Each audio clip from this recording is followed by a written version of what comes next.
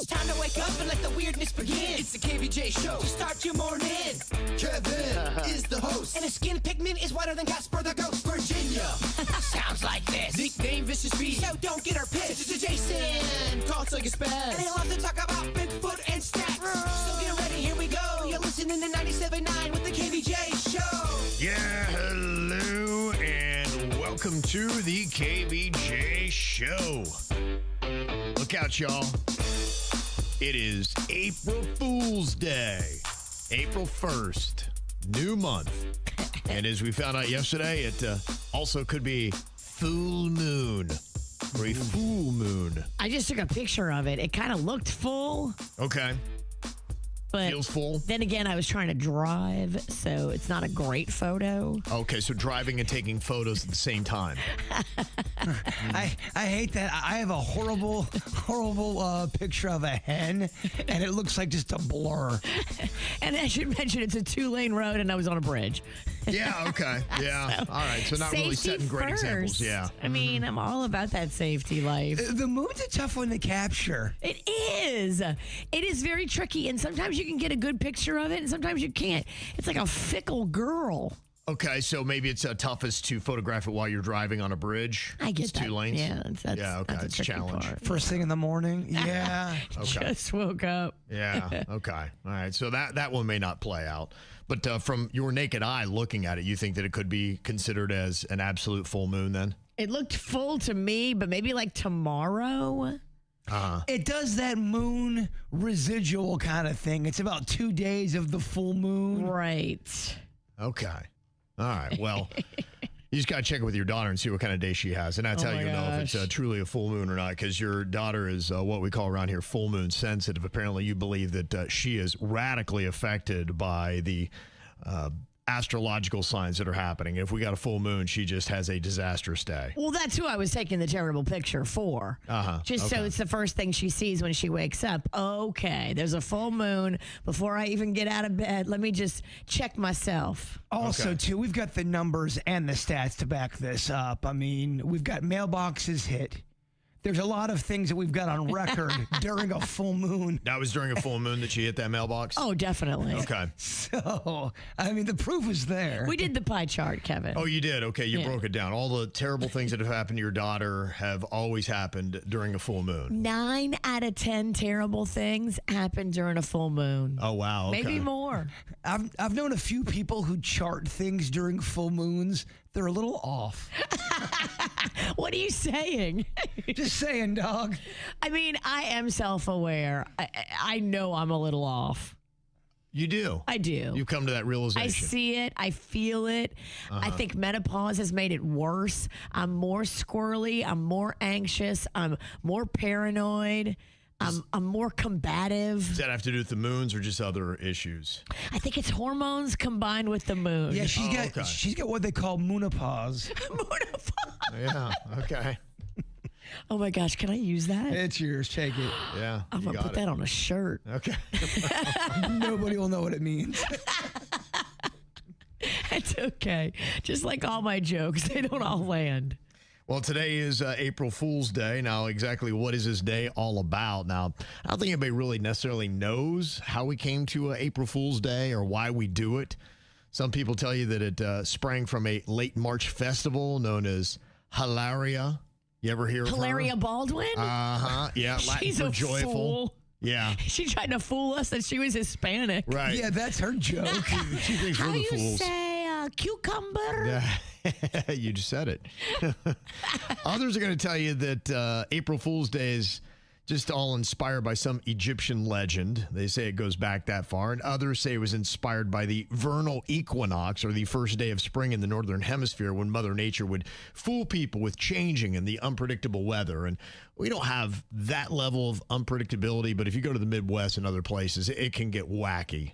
Have you guys ever seen the scary movie called April Fool's Day? No. You think me and Kevin are watching that? Yeah. I knew I shouldn't have brought that up. I had a feeling it wasn't going to go anywhere. Why don't you watch it and tell us how it is? I will, but no one wants to hear that review. Well, do you like the April Fool's jokes? You a big fan of them? I mean, they're few and far between that actually are good.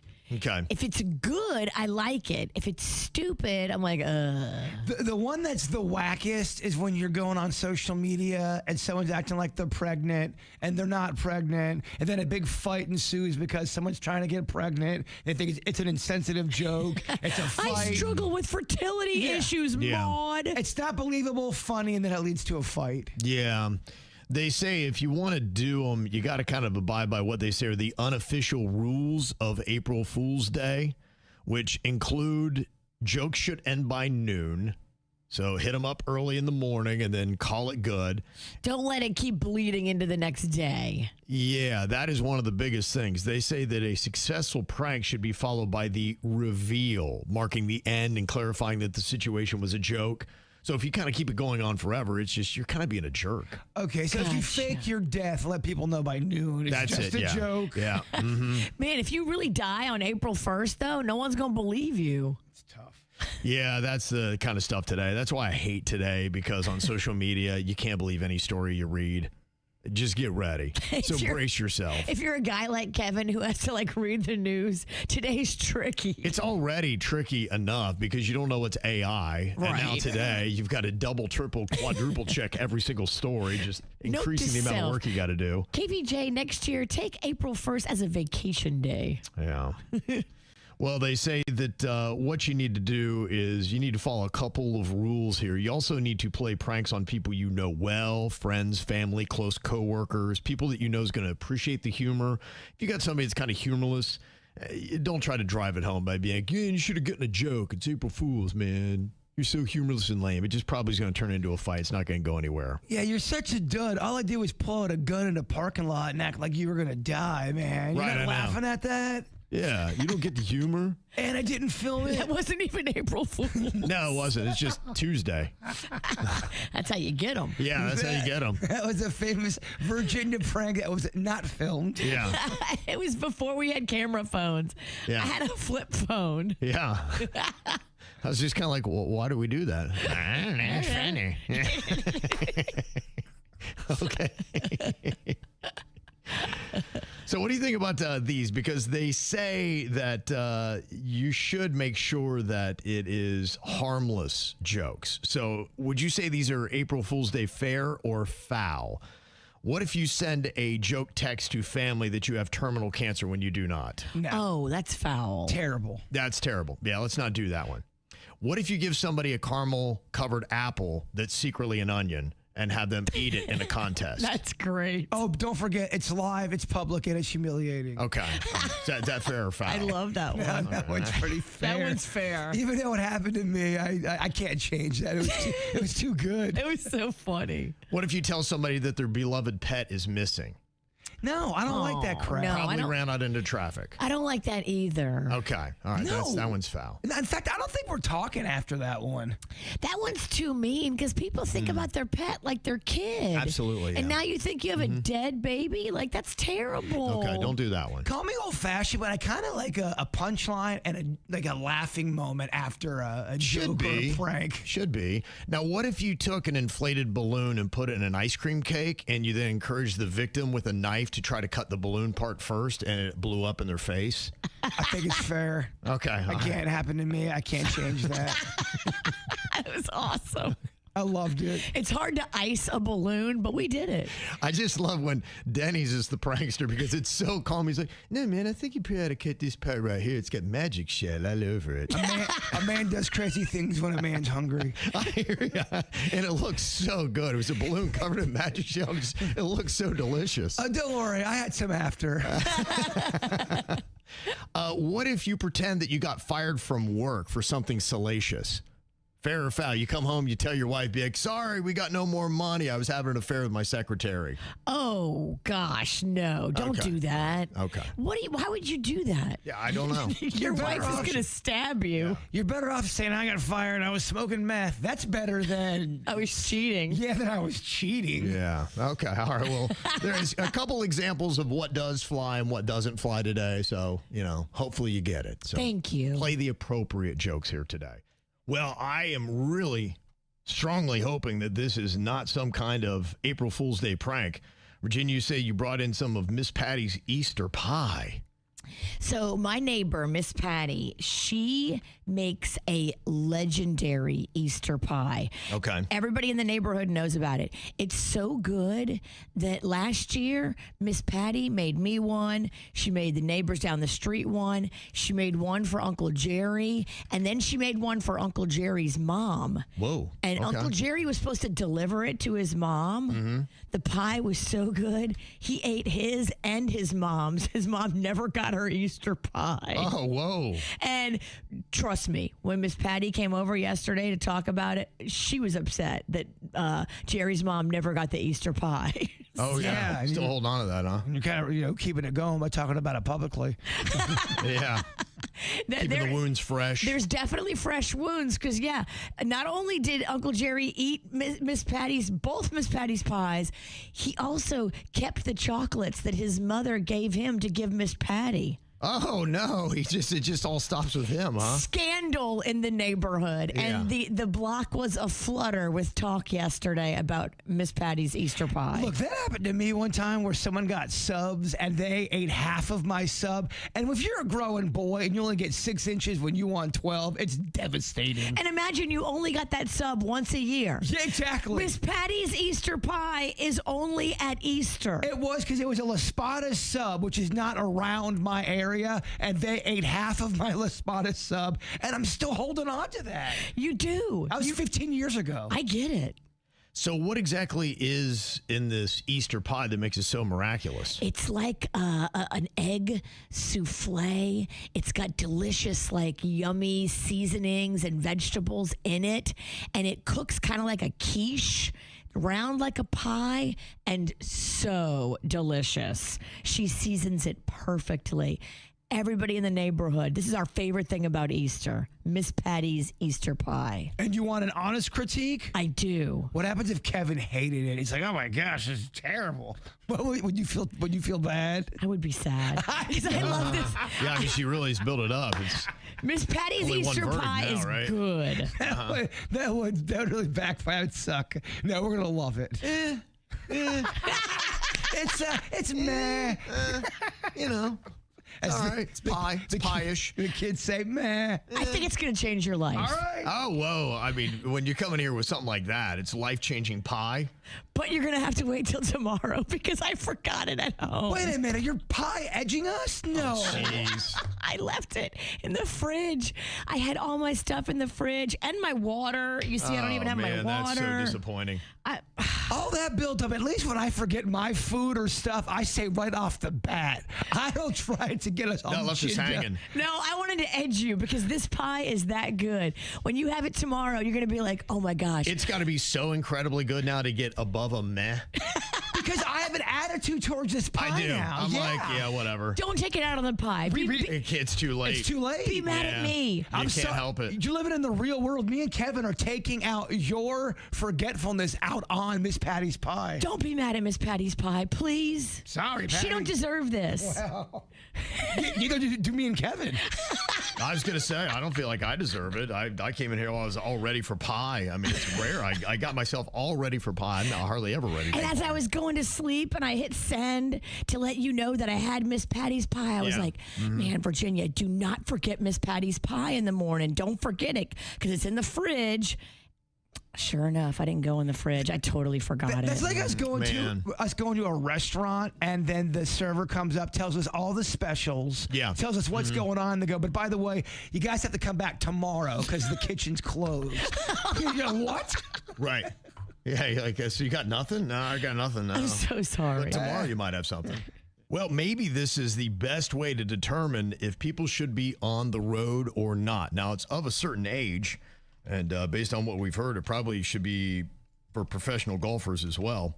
But it is something that will determine whether or not a person is qualified to drive or not. And you've probably heard this before, and families have probably had that really tough decision where they notice that somebody's driving skills are slipping a bit, and it's hard to convince them.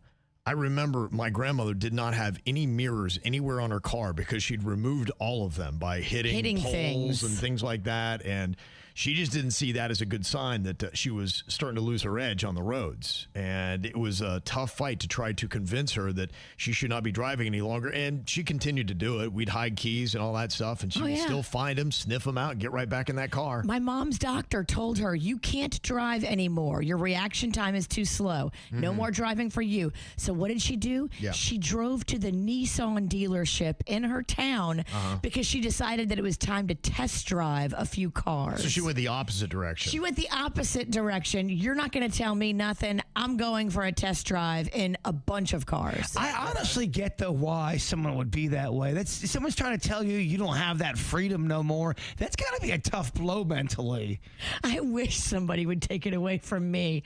I would love to sit in the back seat and just edit videos or answer emails instead of drive. Oh, all day. We wish for that as well. Sign me up. We got to get you off the road. Now, Florida has no maximum age for driving, but they say drivers 80 and older are facing stricter renewal requirements. And researchers now at Florida Atlantic University are developing a driving calculator to help doctors assess a patient's fitness to drive. I love this. Reaction time.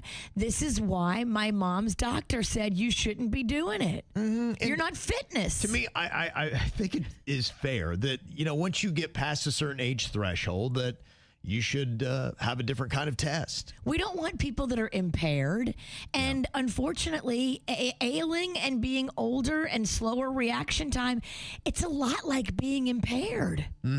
So that is something that's out there and in the process of development. So it'd be nice to have that. And I would love to see Florida do that, probably at the age of 70, where just whenever you renew your license, you got to go to the driving calculator and run the cognitive test and check everything else out just to see where you are mentally and with your reaction time. I kind of feel like if I do make it into my 70s, I'm going to be that guy that's working on his lawn in the front yard but has underwear on. And so I was like, no, I got to put pants on. Got to put pants on. And I'm not trying to be creepy. I don't know. You can't find your pants. I can't find my pants. And I really want to work on my yard. They say the fatal crash rate for drivers 70 and older is second highest. Do you know who's number one?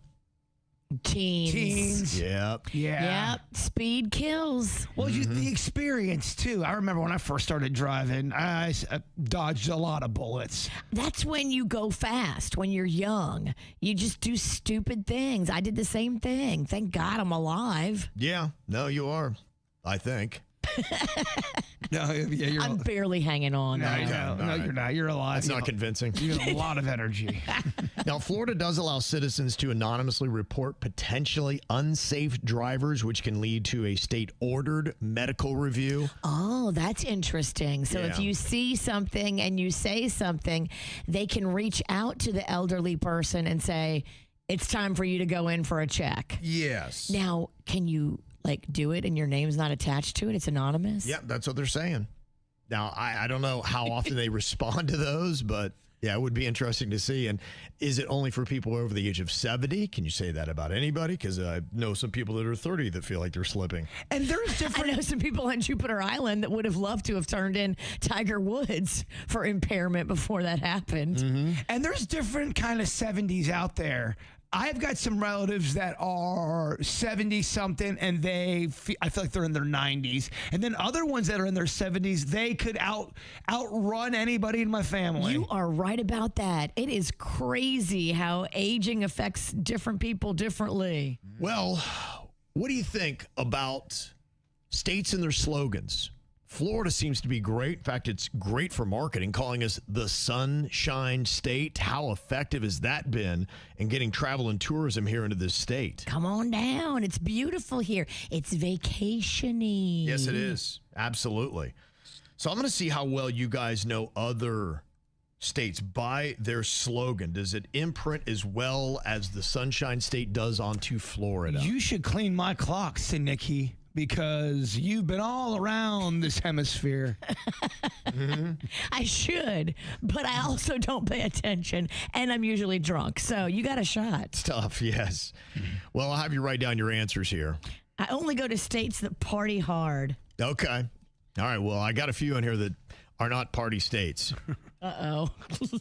Okay. No, Idaho. I do not go to Idaho. Idaho does not look like they throw down. No. All right. If I said the Buckeye State, what is that going to be? What do you think? Buckeye State. Okay, I got this one. You do? Feeling good about it? What'd you write down, Virginia? Ohio. Bird?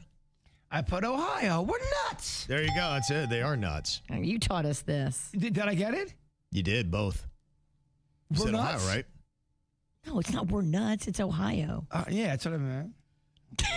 He's adding a statement to the Buckeye State. Oh, I didn't. In yeah, quotation marks, we're nuts. I was confused. Yeah, that's not. No, the slogan is the Buckeye State. That's not what I meant. I know. My first answer was the right You're one. just saying the state. Yeah, I get it now. So confused. He wanted to add on to he wanted to say, because he okay, wanted yeah. to make it more catchy and fun. I got you, Did yeah. you know me? I did. I didn't wasn't mean to- enough. I'm sorry I ruined your game, Kev. I'm That's locked okay. and loaded right now. No, you didn't ruin it. I just didn't understand the game. We changed Ohio it. needs you on their marketing team, Jay Bird. That's it, right? By the way, I don't hate that slogan. We're nuts. What is the Sooner State? Which one is that? I told you the Sooner State. Who is that going to be referring to? Jay Bird? Oregon? Oregon. What do you think, Virginia? That's Oklahoma. That is Oklahoma, yes. Mm-hmm. Well, at least they both start with O. Does he get a half point? Because they do both start with O. Well, we don't do half points around here, Virginia. I tried, Bird. That's like participation trophies. Slushies are for hitters. I'm still in this thing. Okay, next one. If I said the Peach State, who are you talking about? Peach State would be which one, Virginia? I mean, only talking about Georgia. What do you think, Bird? Only talking about Georgia. Okay, there you go. Both got that one correct. Very nice. Bieber did a song about it. Ever heard it? I have. Yeah, probably 4 times a day. What is the Hoosier State? Who is the Hoosier State? Jay Bird, what did you write down? Indiana. Virginia. Indiana. Got that one correct as well. Yeah. You guys are very good on that. Wow, we got a lot of these right. I'm 2 out of 4. Although 1 kind of will give it to me. 3 out of 4. Okay, what do you think about the Show Me State? Which one is that? Show me what? That's what they don't clarify because they ran out of room on their license plate. You're talking about the Show Me State. The Show Me State. Yeah, who's known as the Show Me State? What do you think on that one, Virginia? Show me. Who's kind of like, Look at these things. check out my giblets. Yeah, I know.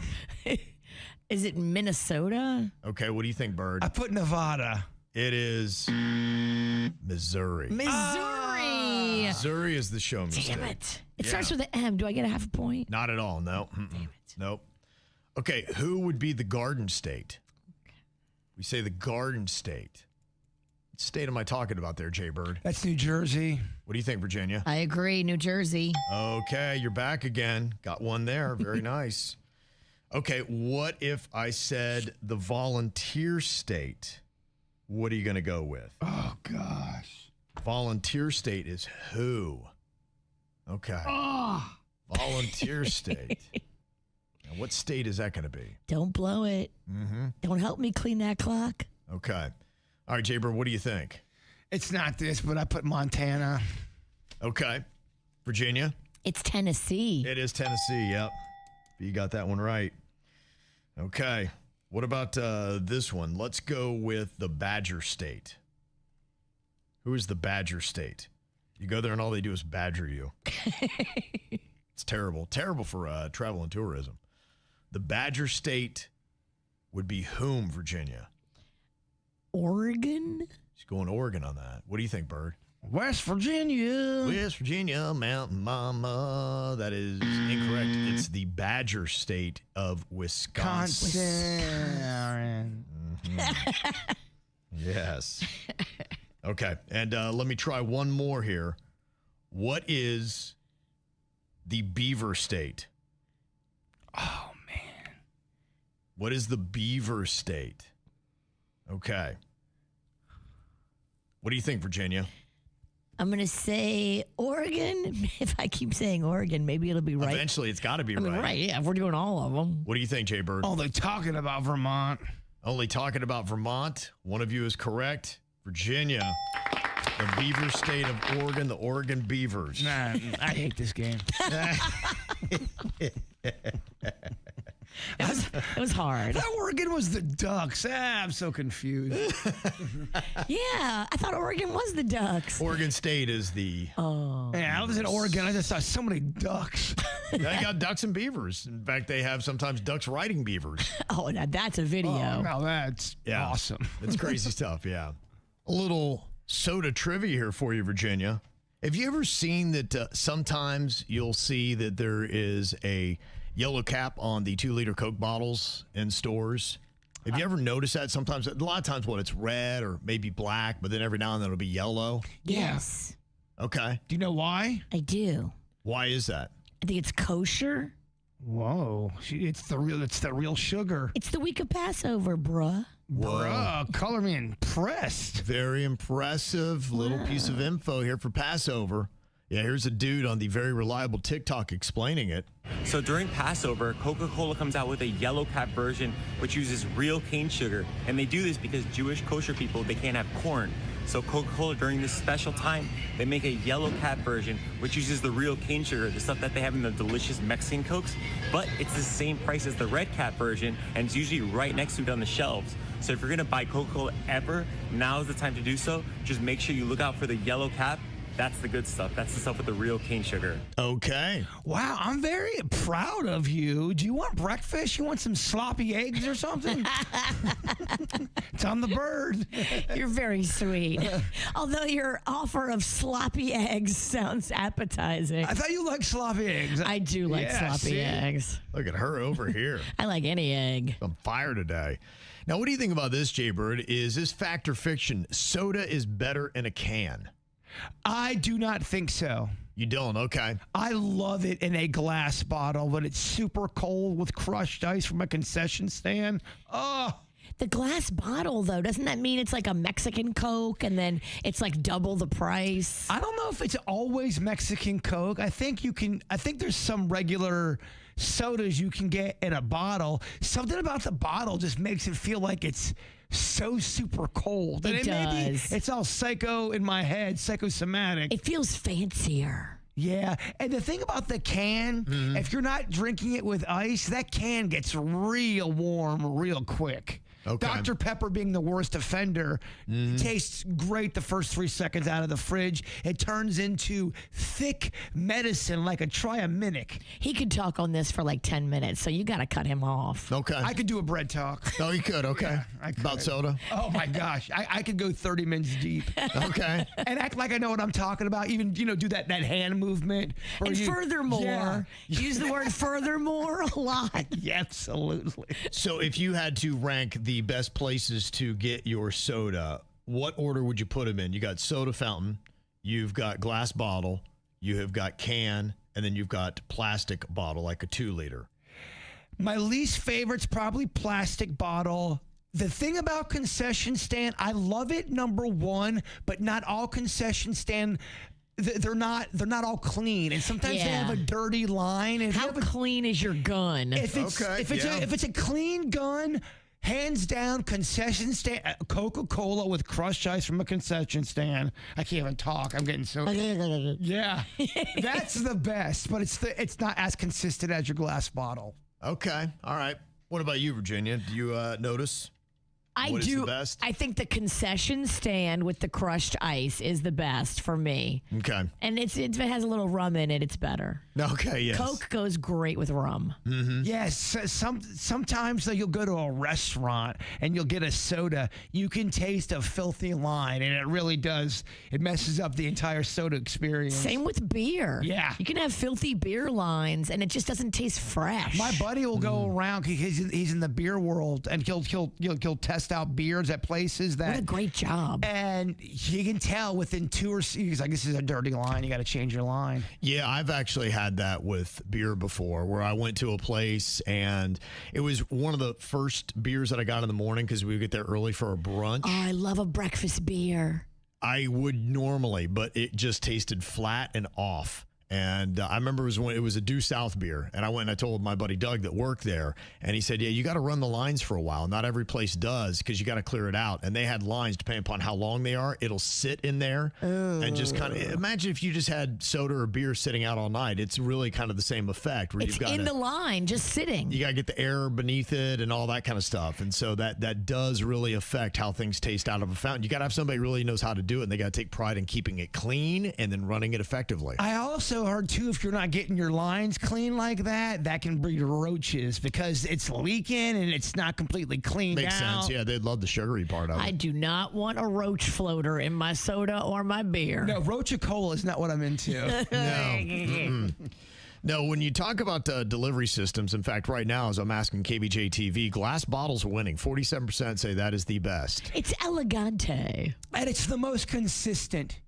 Then you've got fountain at about 32%. Your can is at about 20%, and the plastic bottle all the way down at 2%. Chat room nailed it. They nailed it.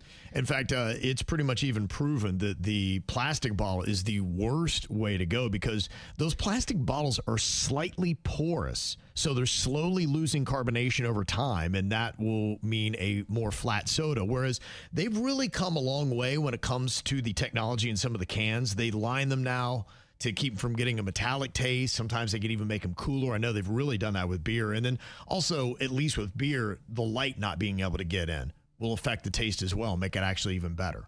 So a lot of times anymore, you want a beer in a can, not even in a bottle. And V's mentioned it many times, and she is right. If you're able to check the date on your soda or your snacks, you got to because they will lose potency. You are so correct. You can taste the difference. And at the store, they put the stuff that's about to expire right in the front, on the front lines because they want to get rid of it. Sometimes you got to dig in the back and get the fresher stuff. Big offender, Doritos. When Doritos is not hitting hard, you can tell right off the bat. That cheese just doesn't hit. Okay. Yeah. You can tell with a lot of things. He's hungry. You're working yourself up into a frenzy. Kevin did it. You started, your mouth was watering and it was like your lip was vibrating when you were talking about soda. I could hear my tongue smacking. So good. So good. And the other thing they say that's kind of weird that perceives how you enjoy the soda is the presentation. And sometimes the cold can wins because in the tests that they've done, they've noticed when somebody hears the soda opening, that and then glug, glug, glug, glug, and then just all of a sudden set your mouth up, almost like Jaybirds has been watering for the soda, that the presentation of it. So sometimes the can gets some added lift because of that sound. I was on the best non-soda run. I remember I was doing so good. I might have been maybe two months deep, no soda. I blame a commercial we played. Kevin's right. Someone opened up a can of soda in the commercial, and I heard it, and it fizzed. I went right to the kitchen, and I've never looked back. Yeah, you're right. Advertising works. It did. It worked, man. I was yearning for a soda. Getcha. My bones were shaking and aching. How to do it. You got that monkey on your back. Weak in the knees. I do. I got that monkey. Jaybird says that he could speak for 30 minutes straight on soda. That'd be fun to actually put that to the test one of these days, Virginia. And all that talk, look at him. Yep. He had to go out there and grab himself an ice cold Coca-Cola. I mean, look, you can only dangle the stick in front of a lion for so long. I hear you. He's like, oh, yes, I will take advantage. Now, you're saying, Jaybird, that through the course of your life, you've heard many unimpressive boasts. I'm actually impressed by 30 minutes straight on soda. I think that's pretty good. But some of the other ones come from some of the guys you play baseball with, including a guy who said he could fart on command. And he could, which was amazing. And I don't know if he was one of those guys that knew he had one on deck and would make this big, I can fart on command. But I saw the guy pretty much bat 1,000 when it came to farting on command. And I guess some people can do that. Is he single?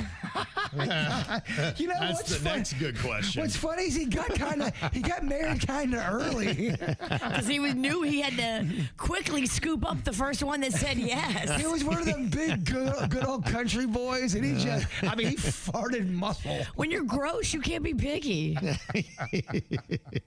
You also knew somebody that would let people punch him in the face when he got drunk? Yeah, and I never saw him fall. I think he had some darkness to him.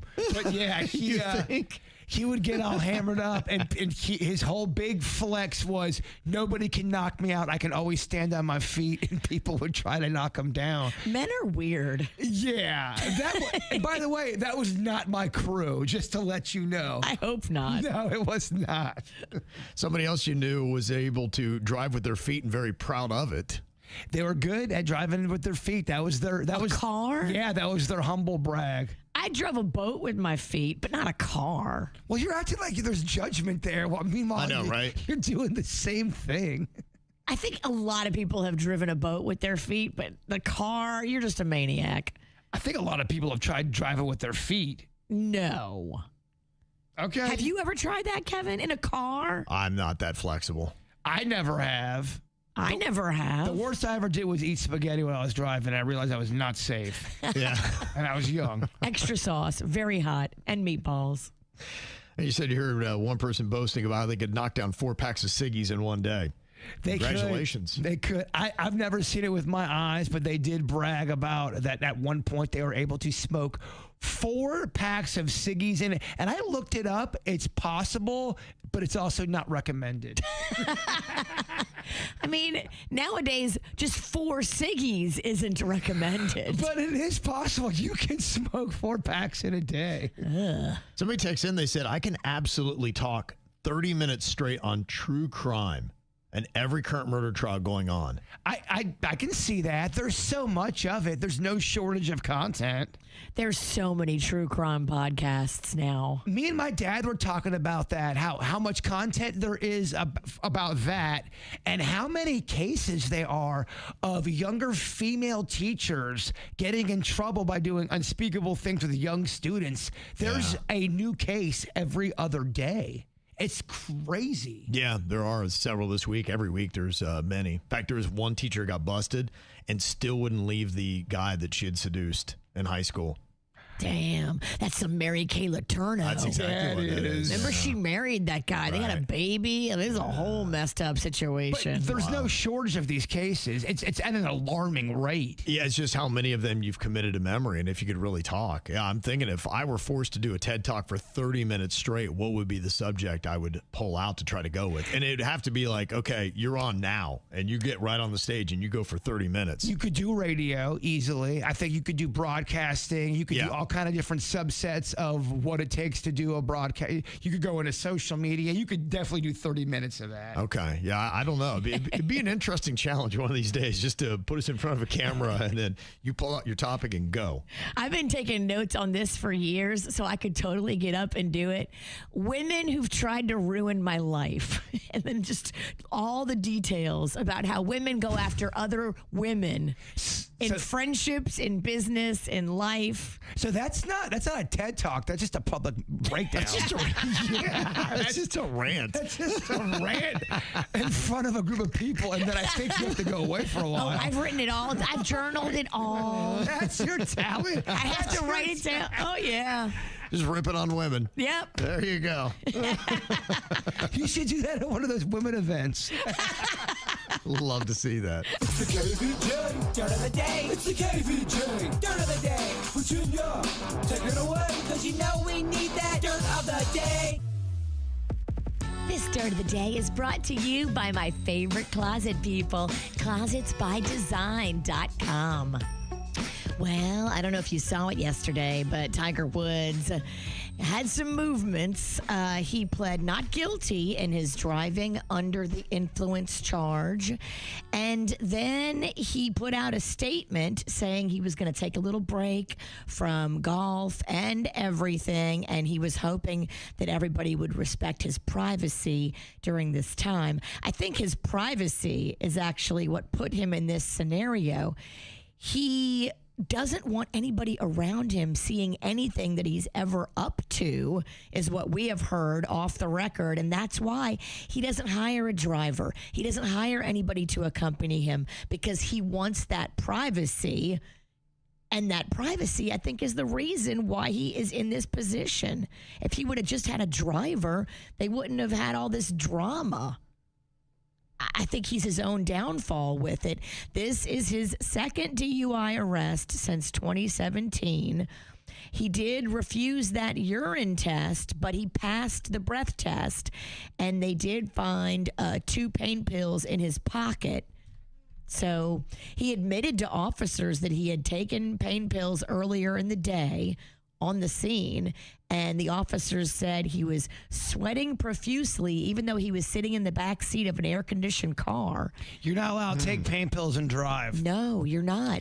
You are allowed to take pain pills. Yeah. Oh, He's got a prescription for them. Well, even over-the-counter stuff that makes you alter your state, you're legally not allowed to drive. You can't have an altered state behind the wheel of any sort. In his press release, he said he's going to be seeking treatment, and you can bet that he is going to a fancy, cushy rehab facility where it will look favorable on his case when he pleads it out in front of the court. He wants a jury trial, apparently. He does? That's what it said in the thing in the news report yesterday. They were seeking a jury trial, and he's pleading not guilty. Well, it might favor him. I mean, when we did talk to the Lobovics, they had said, look, he is Tiger Woods, and typically Martin County is a little bit tougher on DUIs than, say, for instance, a Miami-Dade.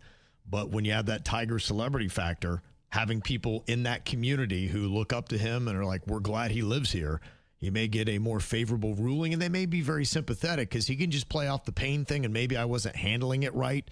I thought I was okay. And it's still debatable as to whether or not I was because he never took that blood and urine test. If the jury, if they're all wearing red shirts, you know what's up. You know they're on his side. It's funny you bring up the shirt. Did you see where the shirt he wore when he got busted? It's a blue shirt with like a tiger emblem on it. That shirt sold out online immediately. You can't buy it now. It's completely sold out because all the golfers scooped it up. And it's like $160 shirt. It's not a cheap shirt. Huh. Yeah, it's sold out. Odd, okay. They should put together a jury of his neighbors from Jupiter Island. That's who the jury should be. Because those people off the record have said he does this a lot.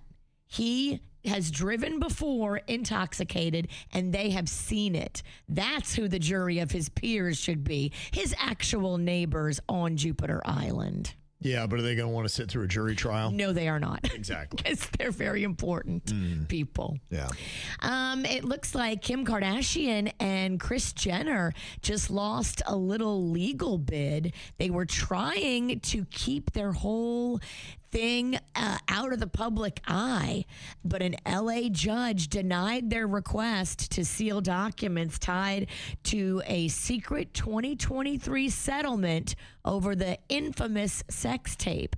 Now, this will mean that we get to see those documents, and they are apparently highly sensitive, so sensitive that the Kardashians wanted them out of the public eye. Is this still the Ray J tape or is this something different? This is the Ray J stuff. So Kim and Kris are suing Ray J for defamation, and he's countersuing them. So this will be fascinating to see what is the real deal. These sealed documents are going to be unsealed. A secret 2023 settlement won't be secret anymore. I love this. I don't like secrets. Yeah. Let's see it all. Bring it out in the open. That creepy Joseph Duggar guy from the Duggar family, he just posted a $600,000 bond and was released from custody on yesterday. He has been arrested on those child molestation charges, and he faces charges of lewd and lascivious behavior involving a victim under 12. But he is out and about, so just lock up your children, lock up your wives. Look out. He's amongst us. Okay. And that's what's going on in your dirt. No one's ever asked me what a Neanderthal sounds like. And I don't know what you know because we don't have Neanderthals these days. I mean, the closest you're going to get is the Geico caveman. And I don't know if that's really necessarily what the caveman really sounded like. No, he's trying to pass himself off as smart, too, in those commercials. Like, he sounds educated. He is, yes. He's very, as they used to say back in the day, metrosexual. It's fancy. Yeah. To me, I can't believe we don't talk more about these guys. Yeah, I know. I know. It's just doesn't come up in common conversation these days. It's bizarre. Yeah. Well, now they've done some anatomical modeling, and they're showing that Neanderthals, which came before us, the Homo sapien, could have produced a wide array of consonant and vowel-like sounds, including core vowel targets such as e, ah, and oo.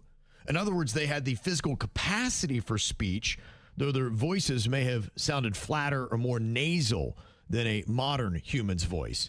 And it might have been tough to listen to as these really smart people tried to exhibit what a Neanderthal might have sounded like. Try male human voice, count over 3. 1, 2, 3. Pitch up your voice. 1, 2, 3. Add a bit of nasal now. 1, 2, 3. Now, the other thing that would be happening, which would actually increase that quality, is a very heavy skull that seems to pull down into the throat. Now, speak. 1, 2, 3. Now let's make a sound. Just let's make a huge R. Oh my gosh, I see why they're extinct. They hear each other talking like, I can't take this anymore. That's not how I practiced. No, I thought I'd go in the other way for the Neanderthal, like deeper. Me too. You're talking like this? That's too high. What is that? I think she's off base. You do? Okay. I thought it was. Yes. Yeah. Like monkey, like I'm evolving still. Yeah. Right. Yeah, I guess we had incorrect misconceptions about what the Neanderthal would really sound like. Also, too, pretty horrifying. Pretty horrifying. Yeah. Pretty She don't horrifying. know. I mean, just because she made a TikTok don't mean she's right. It is a good point. Nobody really doesn't know. I've made plenty of TikToks and been plenty wrong. Okay. You? Yeah. Okay, well, what we're going to do here is I'm going to throw something at you that maybe you don't really know the answer to, but you got to kind of BS your way through it, and we'll see how well you can. It is a game called Am I Close? Just give us your BS answer and then finish with Am I Close? Virginia, the question I have for you, in the phrase, why do we say that we quit cold turkey? Where did we get that from? Well, it comes from actually when they first started processing deli meats. The guys that work on the line and handle the ham and the turkey and the prosciutto, they don't want those guys to be intoxicated. And so when you start your job at the turkey processing plant, they give you a pee test. You got to pee in a cup. You can't have any drugs on you, and they call it, or in you, and they call it cold turkey because you got to handle the deli meat. Am I? They want only sober fingers on their turkey meat. We're not sure if you're close, but you're definitely confusing. Okay, Jaybird, can you tell me, why are building levels called stories? That's a great question. It's because back in the day, they would tell very tall tales of foundations. They go, oh my gosh, look at this foundation. It's quite a story you're telling me about that 9th foundation you built on top of each other. And they go, oh, this is tomfoolery. Stone that man. He's a liar. They killed the first person to build 9 stories only to find out they were wrong. Then they celebrate him. Stories means building, foundation, am I close? And death. and stoning. Yeah, definitely death. Yeah, it ends in stoning. Yeah, absolutely. He got killed. Okay. I thought my answer was bad till I heard his. Well, look, people had to die for buildings. And Denny's, my question for you here in Am I Close? Why do we say back to square one? Where do we get that from? Yes. We say back to square one because that was the only shape we ever had for a long time. People didn't know of circles, rhombus, trapezoid, none of them. They only had squares. In fact, every shape was just based on squares. So when we go back to square one, they're like, oh, obviously we're crazy. There's so many shapes out there. What were we thinking? Yeah. So when they go back to square one, they're going back to that original shape. We only knew of this. We only knew of the square. And that may tie back to the Neanderthals who only thought we had squares. And they would be like, And the great thing about squares, you can build them to make stories. It all ties together. Don't put my turkey in a square. Well, we're doing a round of Am I Close? Throwing out a couple questions that I'm sure you probably heard the phrases, but do you know the origins of why we say we quit something cold turkey? And Virginia gave us a story about guys on the meat processing lines and the drug tests that they would take, and they were by cold turkey. And so if you got busted, you were basically out and you were done cold turkey. You can't be high touching my turkey. Yeah, okay. Cold turkey, they say, actually likely started as slang for doing something directly and completely, later evolving to describe abruptly quitting, especially with uncomfortable withdrawal effects. You like that joke? Oh, really? Okay. Maybe They it's love funny. it, huh? They don't. They're just humoring you. Probably, yeah.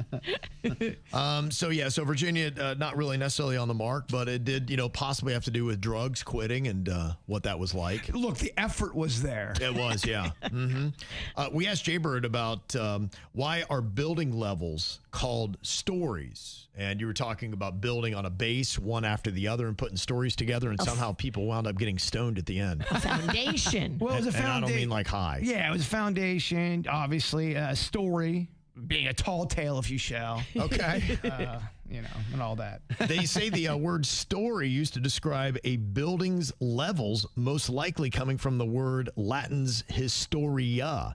In medieval times, they say buildings were often decorated with rows of painted windows, depicted historical scenes, and each row told part of a larger story, leading people to call each level a story. So that's how the building tied in with telling stories. So you basically never gave me a chance to win publicly. I got it.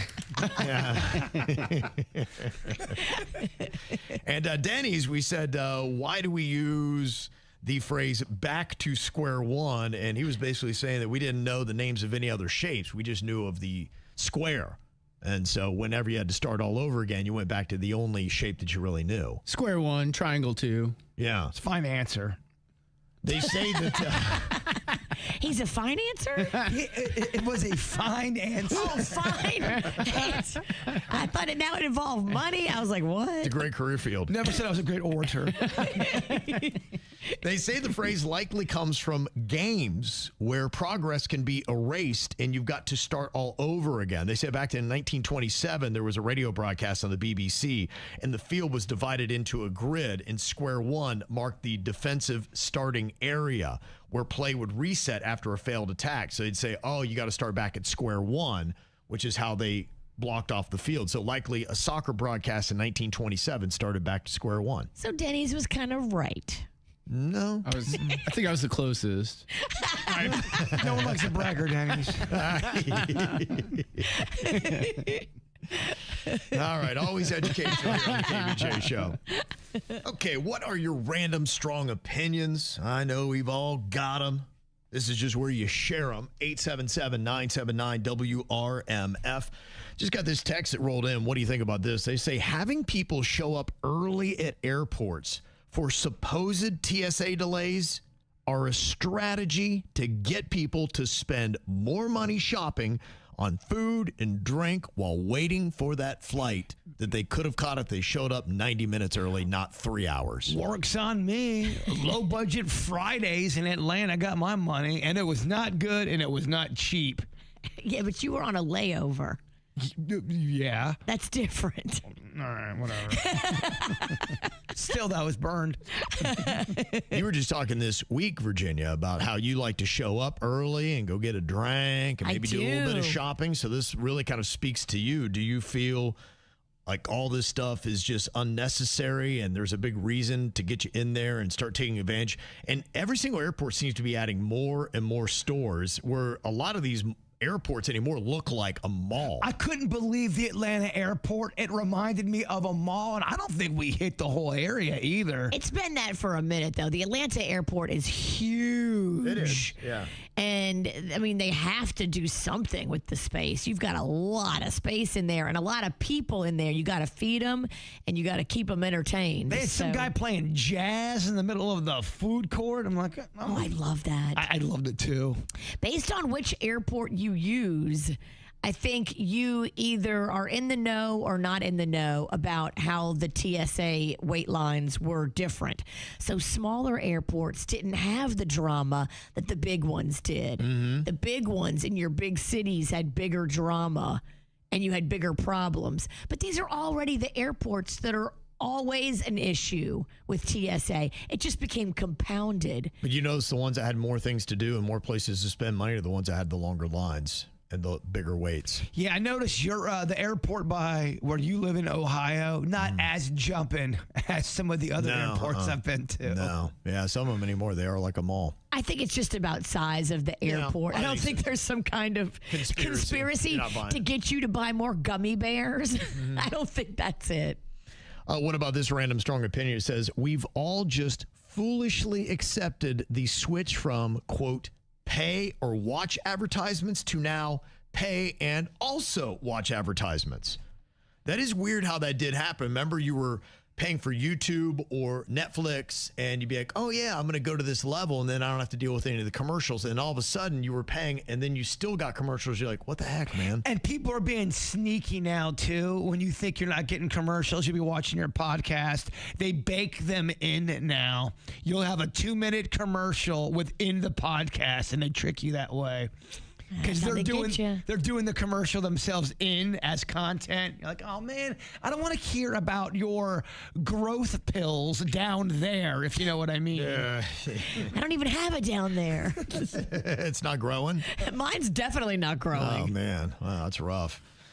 What about this? Kind of on the same thread. Every true story movie is lying to you. It's true. I think I sent you a list of the most egregious storylines they've made for movies based on a true story. Yep. And 80% of the movie's not real at all. We talked Braveheart, we talked Rudy, and these movies have just been picked apart for saying not really that close to what actually happened. We didn't know this years ago, but now we know they add stuff for entertainment to make it juicier, to make it more salacious or sexy or whatever. I mean, that's how you get Americans to be like, ooh, we got to see that. Well, even the Elton John movie, I'm watching the movie, I go, this timeline is completely screwed up. This is not, he didn't write, I'm still standing in the 70s. No, I'm out. That's not really a lie. Yeah, I don't know that I trust many this is based on a true story movie. It seems lightly based on a true story. They may get the name of the person who it's about right. That might be about the end of it. We got Reynolds on here from Daytona with a random strong opinion. What you got to throw in here, Reynolds? Hey, guys. My strong opinion is that scientists are people who are really, really smart about one thing and then stupid about everything else. If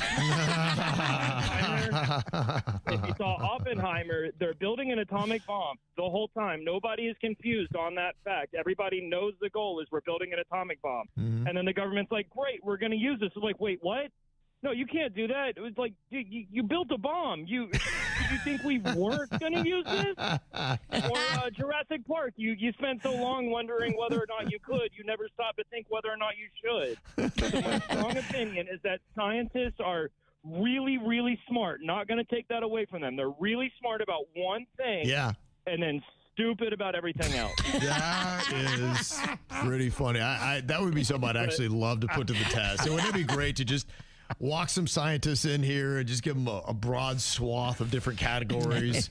Let's take them down to 90s hip hop, see how well they do. When they leave here, they walk right in front of a bus on accident. Yeah. You're like, yeah. Oh, that's funny. And not all scientists are created equal, by the way. No, they're not. No, absolutely They're not. I got a strong opinion that I think might anger some people. Okay. I'm sorry, but gas station boiled peanuts in a crock pot are disgusting, and they look like slimy ET toes. I'm sorry. not feeling it, don't get how people love it, and I don't think they clean out their crock pots. Kevin's wife gets down on the boiled Loves them. peanuts. And I think she would say, don't clean out the crock pots because that gras-doux gets in there. And it just She kind of gives them loves more the- flavor. I love that you're using Cajun words now. That's the only word that I could think of that's word. It almost makes it sound like old funk. It Is a is. positive. Gras-doux means any kind of like just funky sediment or like a stain or like But it's something. flavorful. It's flavorful, but it's Yeah. like on the counter and you don't know where it came Well, from. they and- need a gras-don't because I don't want that slimy crap. They're so slimy. Gras-doux. People love them. I want the fight. Yeah. Today is April 1st, April Fool's Day. Head on a swivel. Look out. Somebody might be playing a few jokes on you, and a few of them have already started. Hyundai's got a little something out today. They are hyping a stretch limo version of their Hyundai Inster, which is not a very stretch limo kind of car. That's amazing. Yeah, a lot of products like to do something like this, goofy with their products, and you kind of know. I mean, unless you're a complete fool, you should understand that, okay, that's probably not real. In 2018, Burger King in Thailand introduced the chocolate Whopper. Ooh, that could. And that'd be I pretty don't know, disgusting. yeah. Yeah, it's gross. Yeah. In 2017, the Mall of America introduced texting lanes for mall walkers, which is an interesting little prank because they actually do that in some places, like in Belgium. You can see that where they have a texting lane for the mall walkers. Yeah, it's because people keep walking into fountains and into cars. Yeah, that makes sense. Like, let the people that are texting and walking have one lane because they're going to hold up the people that are just getting it done. Yeah. Back in 2016, National Geographic announced that it would no longer be publishing photographs of naked animals. They said it would not degrade them by showing photos of them without clothes on. I know. I mean, you don't ask. I mean, you got to ask consent. You're right. For that rhino. That was kind of that era. And Oh, yeah. That's amazing. In 2005, Cheetos kind of went all the way by introducing the Cheetos flavored lip balm. And they said, well, it's kind of a joke. And if it tanks, and we can say it was April Fool's. And they put it out there. And then they realized pretty quickly people didn't want their lips to taste like Cheetos cheese puffs. Nobody bought it. Yeah, nobody bought it. Didn't do well. In 1996, you remember when Taco Bell said they were going to buy the Liberty Bell? Yes. And I think it kind of backfired because people got really upset. I mean, imagine even today. If that came out today, if somebody said that and you would have... I've touched that thing. It's in Philly. Okay. And it's a big deal. There's a whole museum all around it, right? You get to touch it, huh? I think I touched it. Is that a name drop? Would you count that as a name drop? I touched the Liberty Bell No big deal. I touched it. from a Virginia. It's kind of a name drop. I went to a party one time in that space where they keep it, and I was looking at all kind of history stuff. Kevin, you would have been salivating. History Yeah. Kev would have I love loved that, yeah. this. I got to do that to her. But she said she kind of doesn't know if she touched it or not. I think I touched it, She but doesn't. I was also drunk because it was a party. And I wandered into an area that was roped off and we weren't supposed to go. And like security had to come and tell me to get out of that area. Because Little Smiles has a chapter up in Philly. So you went historical sightseeing hammered? Well, it was a party in the venue. Okay. Is it me or should drunk people not be anywhere near the Liberty Bell, right? Whatever, it's fine. I mean, it's only cracked now. Can you imagine if drunks got around it? the bell's already cracked. What can I do? Oh, you wanted to ride that thing so bad. I would have totally rode it. Yeah, that's why. Back in 1957, the British Broadcasting Company, they had news of an exceptionally heavy spaghetti crop in Switzerland. And they had film of Swiss farmers pretending to pick freshly grown spaghetti from plants. And I remember it was like coming out of the trees and they were harvesting the spaghetti. And That's people were like, that's amazing. to me, that's what we call heaven. Okay, yeah. You had a spaghetti tree? I can see Jaber as a spaghetti farmer. Oh, I would love that. I would. I think I would go all in on spaghetti farming. Okay. Might be like a monkey selling bananas, as you say, Virginia. I don't love know. that.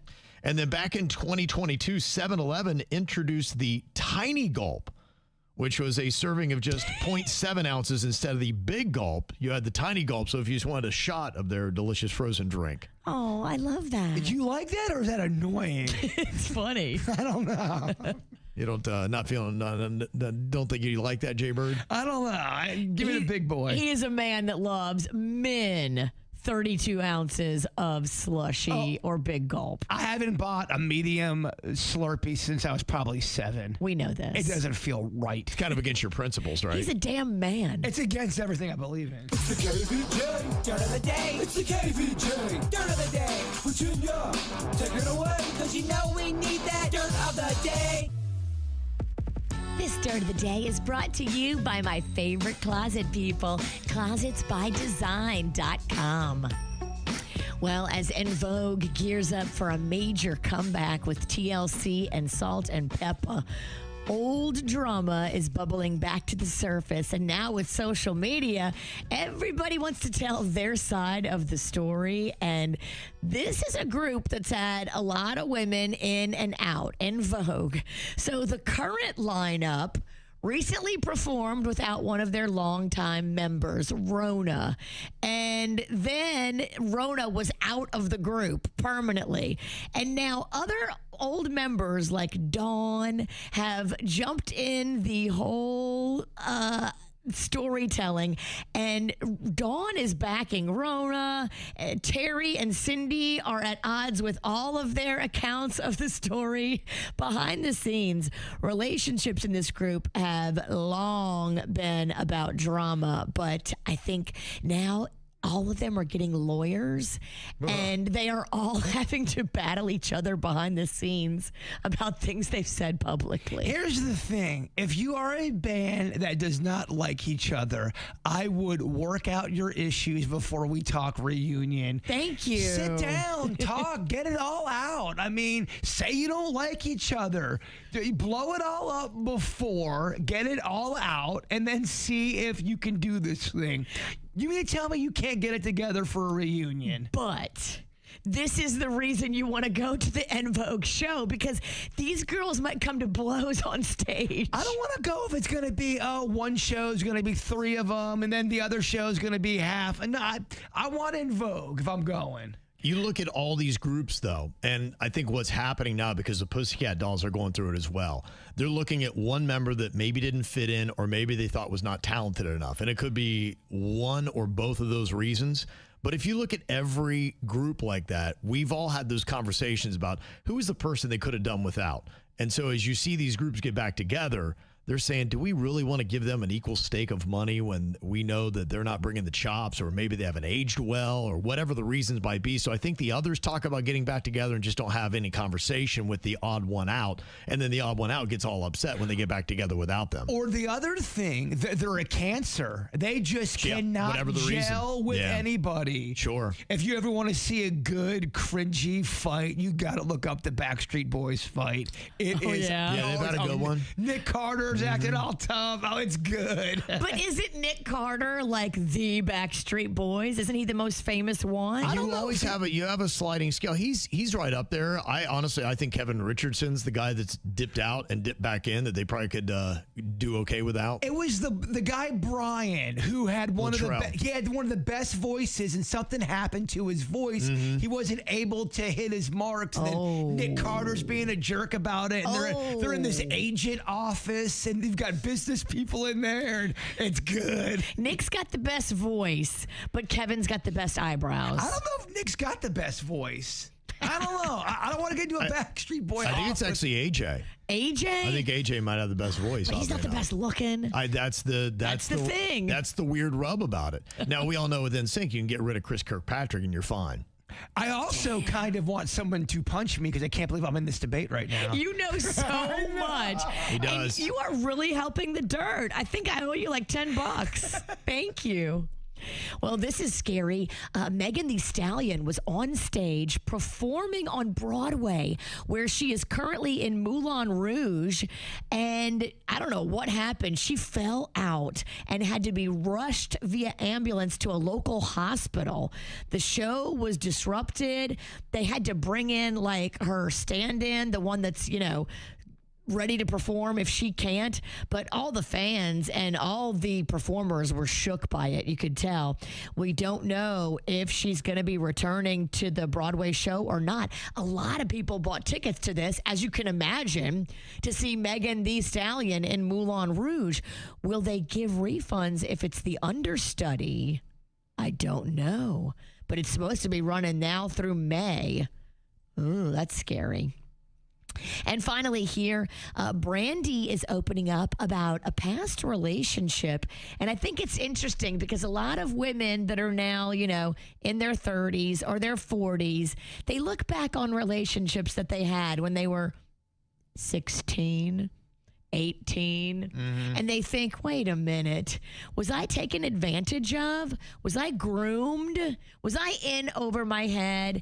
And I was told by these guys, because that's what these older guys tell these younger girls. They say, oh, you're special, you're mature, you're different, you move on a different level, you're so advanced. Oh my gosh, you don't act like a regular 16-year-old. And that's how they get in their pants, by telling them that. And so Brandy, in her new memoir, is talking about dating one of the members of Boys to Men back when she was 16. Oh, is it Wayans? It's Wayna. Wayna, yeah. He was in his 20s and she was 16.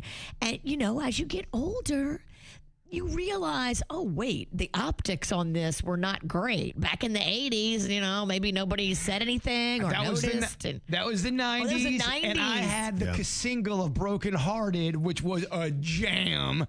That was, they did a duet together called Broken Hearted. But, she talks about in her new book, which this sounds juicy, how she had to keep it a secret from her parents, what was going on.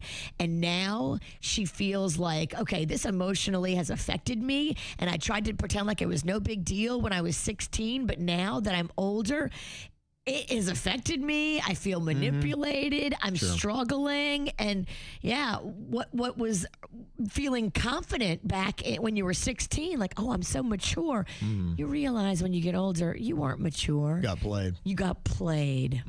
So this is a good lesson for, grown-ups to teach younger girls. You're not mature. You're not special. You're getting manipulated. And hopefully a lot of the things that happened in that era, people are really keeping an eye on, whether it be Jay-Z, whether it be what happened with R. Kelly. He had those kind of relationships. And so it seemed like that was an era where you had guys that were a little too old with girls that were a little too young in the business. And we didn't talk about it. Yeah. But now we're talking about it because people like Brandy are writing a book about it and saying, hey, here's what happened to me. I want to protect the younger girls coming up. And I think that's all we can do is try to do better with the next generation. And that's what's going on in your dirt. They need a verdict. KVJ Court is here to help. Is it wrong to compromise your morals when money is tight? Now, they say money's been really tight, actually. My fiance and I have been stressing budgeting and trying to figure out how to stay afloat. Then she told me that she wants to start an OnlyFans. This came completely out of nowhere, and she's always been very conservative, private, and honestly not the type of person even entertain something like this. But now she's saying it could be a solution to our financial problems. She already has some content ideas and even mentioned how much money she thinks she could make because, she is very attractive. And I'll be honest, I hate the idea. It makes me uncomfortable, insecure, and if I'm being real, I'm a little turned off that she even wants to go down this path. She says she still wants to do it, even knowing that I'm so against it. Do I support her because we do need the money, or do I stand my ground and risk causing a major fracture in our future marriage? Oh, that's a no for me, dog. That'd be a breakup.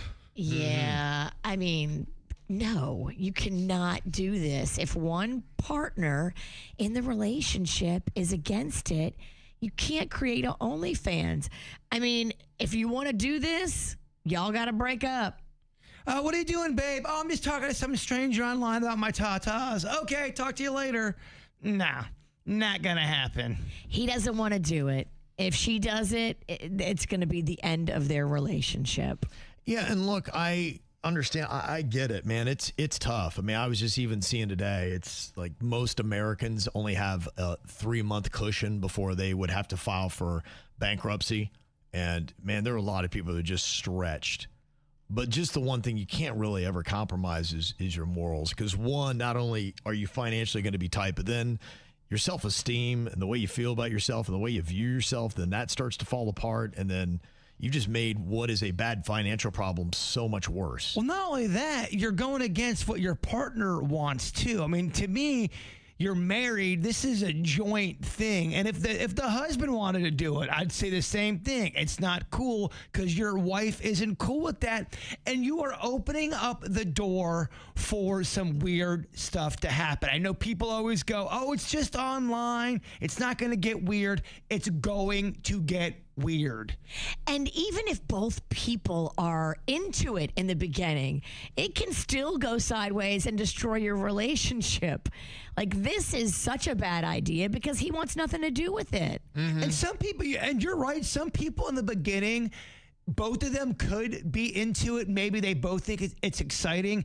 It takes one moment for someone to get super jealous and for it all to go to hell. Yep. And that's how you end up on Dateline. Yeah. So I would say no. I would go with everything else you possibly can. And I think there's so many creative ways and side hustles and things that you can do that I would take your time and your energy instead of making OnlyFans content, and I would put it towards that and find a way. You can make the money you need. Oh, yeah. Just go to the strip club and do it the old-fashioned way. Dance on the bar. No, I'm just kidding. That's actually, I think that's probably harder. Yeah, that's probably way harder. It's probably way harder. It sounds more stressful, too. Yeah. You got to go there. Yeah, no, you're right. Online's the way to do it.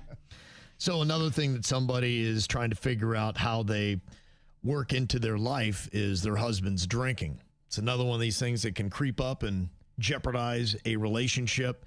And she don't want to be too confrontational. And, it looked to be just fun. It seemed like it was fine. But in her mind, his drinking problem is getting worse and worse. And he's done a couple things that seem uncharacteristic of him. He's been a certain way. He's yelled at family members and things like that. And I really think it is all coming back to his drinking. And he had told our family that he was going to stop. And he said, look, those days are behind me. But last week, he got fired from his job, putting us in financial problems because he was sneaking alcohol at work again. Oh. His boss found mini bottles hidden in the desk. Oh, no. I know, and he was a brain surgeon. Oh, no. He was not a brain surgeon. Financial problems. Bills are stacking up. Stress is now through the roof. And I feel like I've been lied to straight to my face. I love him, but I can't keep riding this roller coaster of broken promises and secret drinking. So what do you do at this point? To me, if I was with somebody and they were struggling and I did everything in my power to try to help them on multiple times and they keep lying to me and saying they're not going to do it, I wish you luck. I send you love, and it's time for us to go our separate ways now, because you are now bringing me down to the abyss, and I am not going to allow that to happen, especially when I've tried to help you. Have they gone to therapy and got a professional intervention to help him? Because it sounds like if he's drinking at work and hiding the bottles in his desk, your boy is very far gone. Yeah. And I'm just wondering, you're right now going through severe financial problems and you're thinking, I don't know, should I divorce him? What does that do to your finances if you then go through a divorce? Because I hear those things cost money and those can actually wreck what is good finances. And when your finances are bad, how do you go through a divorce at that point? Well, You're maybe right. you guys just separate or something. Can't you, if you don't have the money to get divorced, are you able to just say, look, I don't want to deal with you anymore. I'm moving out and I'm getting my separate life and I want nothing to do with you? Or is there some kind of weird law that's going to come back and bite me? Like a lot of people find situations where they just can't easily move out. They said, that'd be great, but yeah, I'm going to move out. Okay, where are you going? But if you can move out and just separate, you don't have to file for divorce. You can do it on your own time. Kyle Richards right now on The Real Housewives of Beverly Hills. Her and Mauricio, they're separated. They've been separated. I don't have to tell you this. I know you know this. I'm all in there. But they're not divorcing just yet. They're too intertwined. I mean, I think you always got to try to help out someone you love that's drowning. But then it gets to a point where you've done everything you can, and now they're bringing you under too. Yeah. What do you do? Yeah. Well, it's got to be tough love at that point. So, whatever you do and whatever you can afford. I don't know if, moving out and divorces are something that you can afford at this juncture, but you can let them know. Be like, hey, you got to get together. We got to get you some help. I know a couple that when they first got together, they were a party couple. One quit drinking completely. Yeah. The other is still raging, and it has changed the dynamic in the relationship. The other one doesn't even want to be around the other one. Dang. It's tough. Yeah. I mean, if you are not kind of going on the journey together and somewhat staying in the same car, then it is a tough ride through life. Yeah, because from what he will tell me goes, man, she'll get so drunk and then she'll repeat the same story over and over again. And he's not drunk and he has to hear it again and again. He goes, when do I tell her how do I tell her your stories are annoying me without turning this into a big fight? I think a lot of times you just excuse yourself. When you see it getting to that point, you're just like, that's when I'm going to bail. When you get to that level and you've had too much, I don't want to be around it. And I'm just going to, when I'm not around, that you're at that level. Right? You're on your own and I don't want to be a part of it. So good luck. Well, if you had a really stupid email address when you first got online, you're not alone. A lot of people start when they're in high school or college. I remember my first ever email address. It was a euphemism for tugging it. And my buddies thought it was so clever, but I realized pretty quickly when I got out of college, it was like, what does duck feeder mean? I'm like, I don't want to go there. And then it was AOL.com. I mean, it just said everything.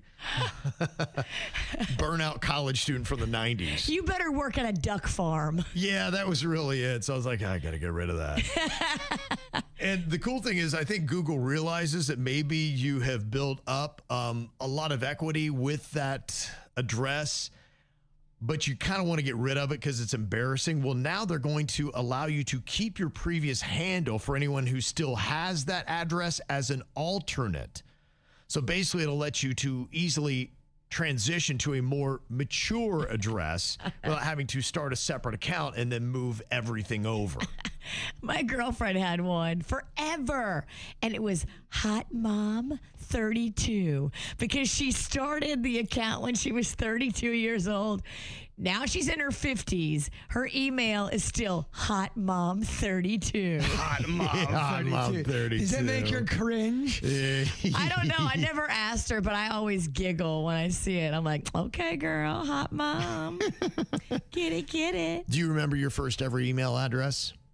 Gosh. Yeah. What was yours, Bird? I still use it. I have two emails, one for KVJ and then ones that I still get emails about. King Perta 17. And who was King Perta? I had a drafting teacher that never knew how to pronounce my name. He called me Jason Pendeltosh.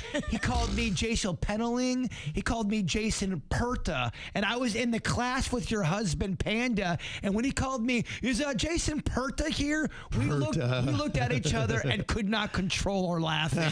So ever since then, I was Perta, or my karaoke name was King Perta. Okay. But no one could believe that he butchered my Pennington or Perta. You're like, dude, what are you thinking? Denny's first email address was wanted109. Now, what a badass. So dangerous. yeah, what does that have to do? What is the significance of 109? Well, so I first time I got arrested, I was 17. Oh, no. Okay. And so my dad told me I needed an email address for future businesses. And as a joke, he put wanted. And then the code 109 means repeat. So it was like as if you were repeatedly getting arrested or wanted. So it was kind of a joke my dad played on me when he made the first email. Okay. That's awesome. Your dad, the guy that had to bail you out, is like, I'm going to mess with this kid. Yeah, that was a good little troll job. Marissa's on here from Boynton. What was your first ever email address, Marissa?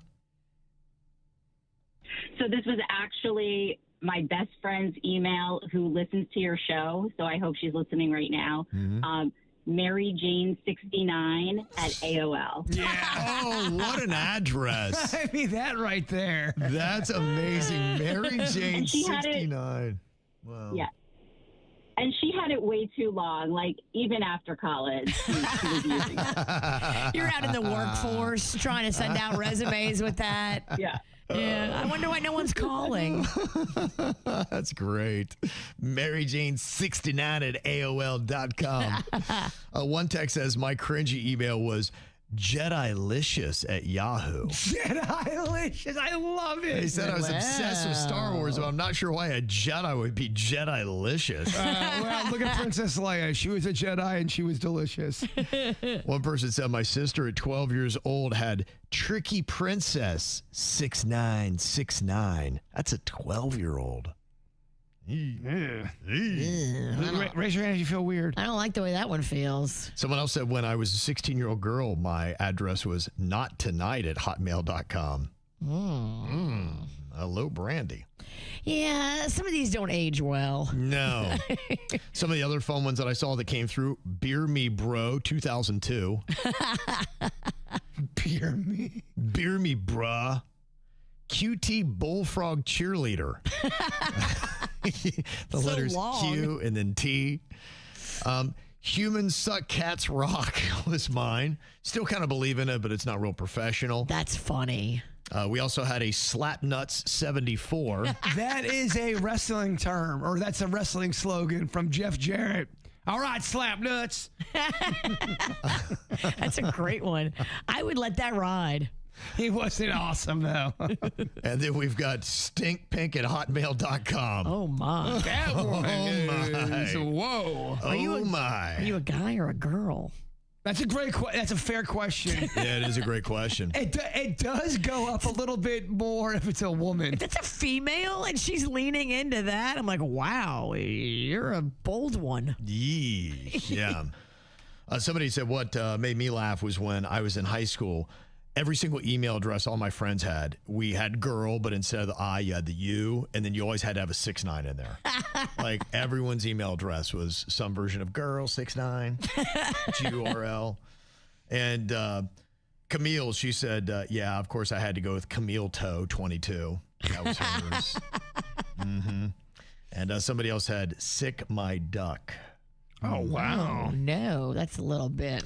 Yeah, I mean, imagine if you were using that now and you were applying for a job and they saw your email address. How many people you think would legitimately get passed over because of their email address? Every employer is going to pass you over because that's just, you don't want that kind of person. Right. It's too crude. If it's over the top crude, you're done, yeah. They don't know you like that. Yeah, I legitimately think it's career devastating. I agree. Yeah, I don't know that you get past that. But it's my email address, you know. I'm just going to be true to myself. Okay. Well, you'll be true not working here. Yeah, no, that's it.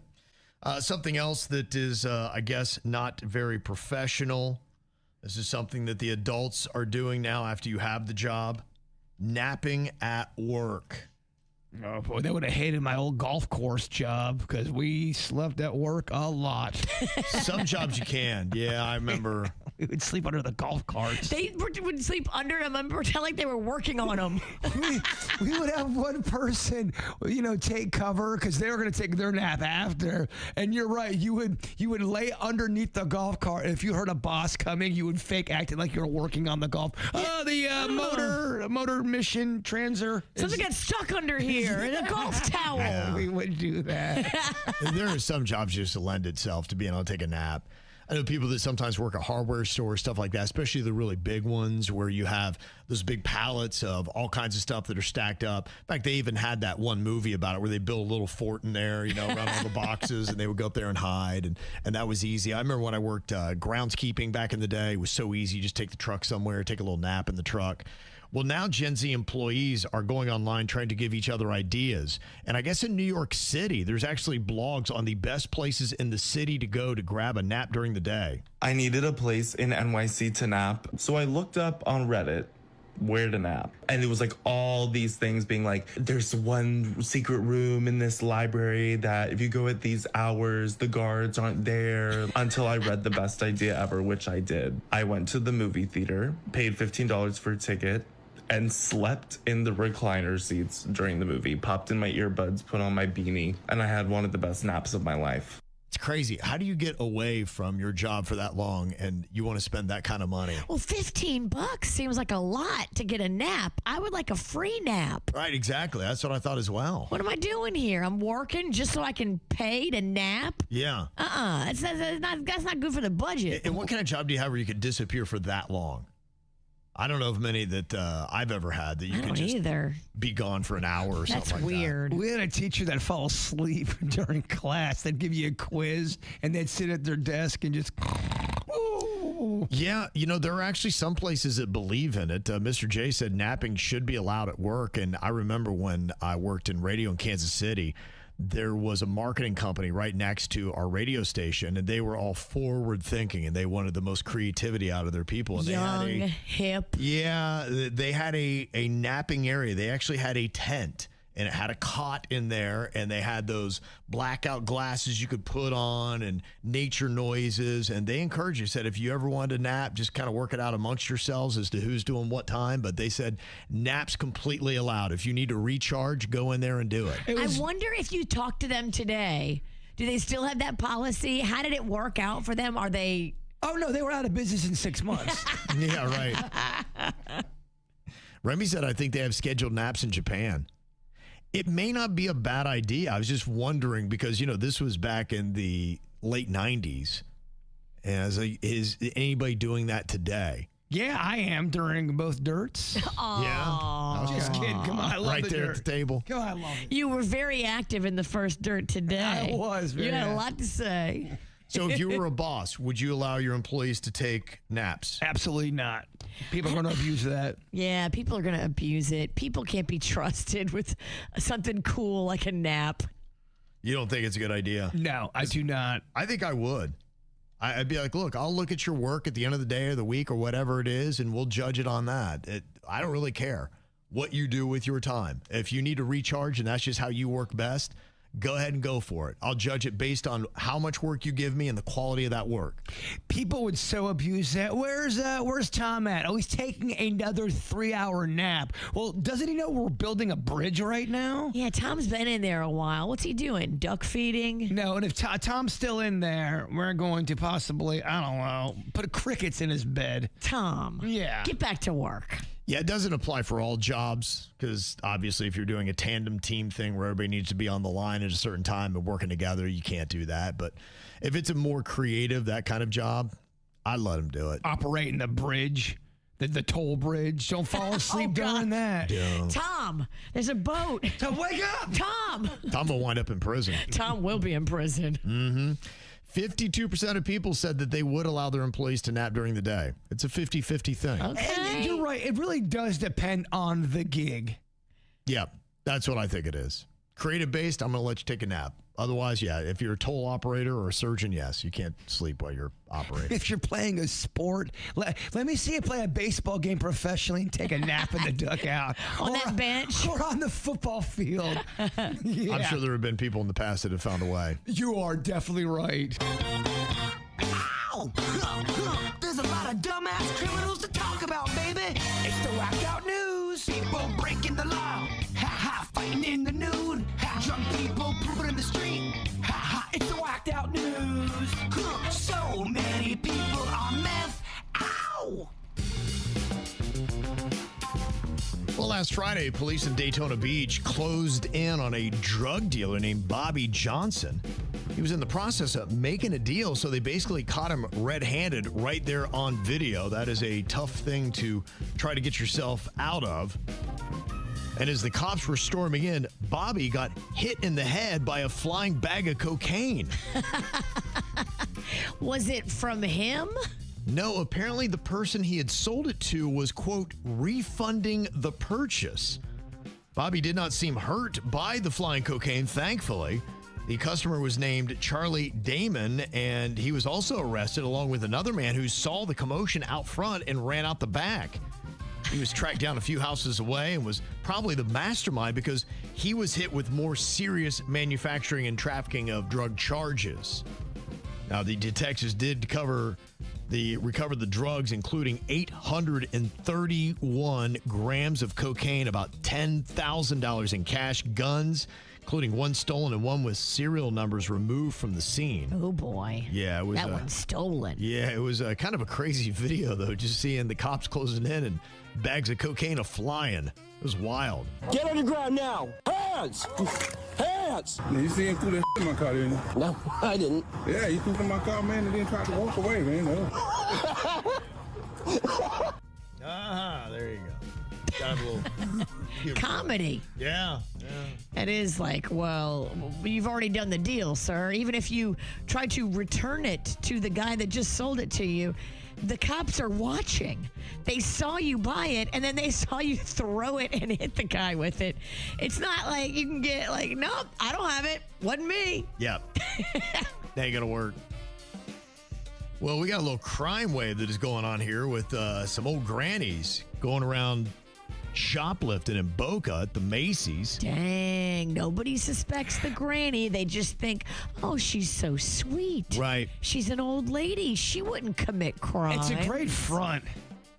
73-year-old Marina Kurlasina and 71-year-old Maya Grinberg got arrested after a 2-hour shoplifting spree there. 2 hours? How slow were these ladies moving? You got to get in and out, girls. I don't know. Maybe that's how they did it. They set the pace. They were older. They acted like nothing was wrong. Well, because a loss prevention officer recognized their car from prior incidents. And they're like, you know what? I think these grannies are coming in here and actually jacking our stuff. Damn, granny. $2,189 in merchandise across multiple floors. Whoa. And they were concealing items in fitting rooms and hallways. Shoes were hidden in bags or folded into clothing.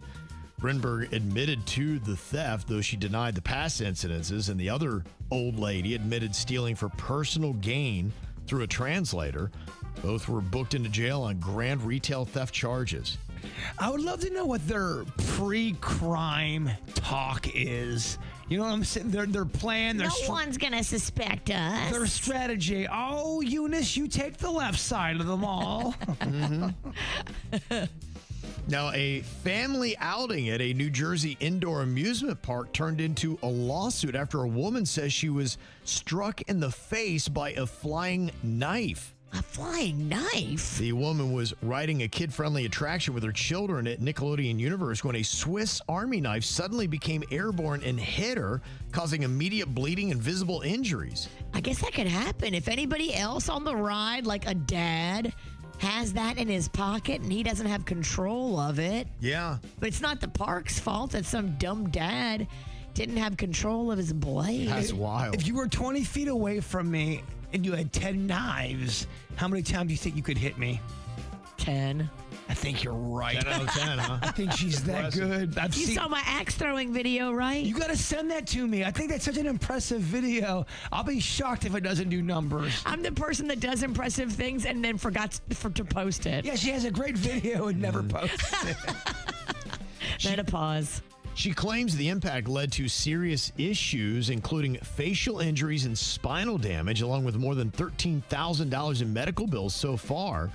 The lawsuit alleges the park failed to warn riders to remove loose or dangerous items before getting on, and also criticizes staff response, claiming an employee was seen laughing while she was being treated. Oh, damn. Yeah, that's not going to work. You can't laugh while somebody has like a face wound from a knife going on. Yeah.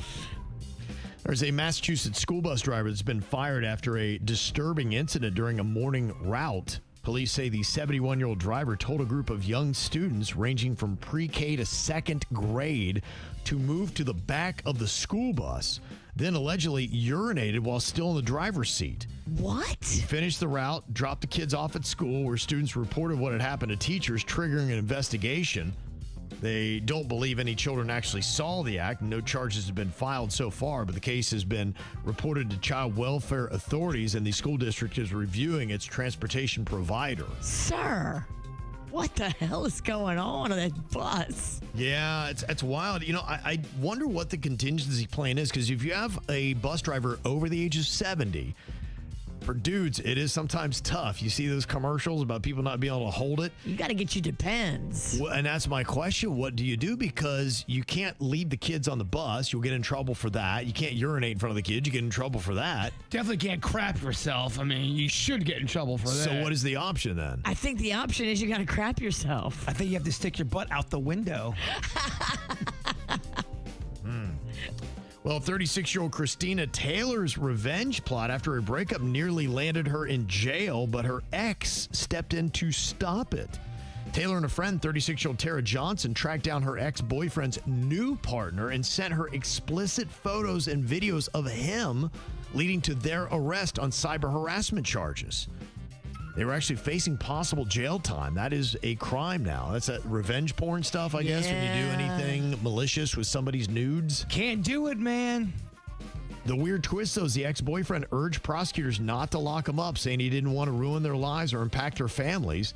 And because of that, both women were allowed to enter a diversion program instead, avoided jail if they complete conditions like community service. Wow. Yeah, it's weird how some of that happens because sometimes people can tell the police officer, I don't want to press charges, and they let the person go. And then there's other times where the police go, sorry, they've done too much. We've seen it. They've got to go. I don't care if you want to press charges or not. They're going to the clink. We're moving ahead. Yes. Yeah.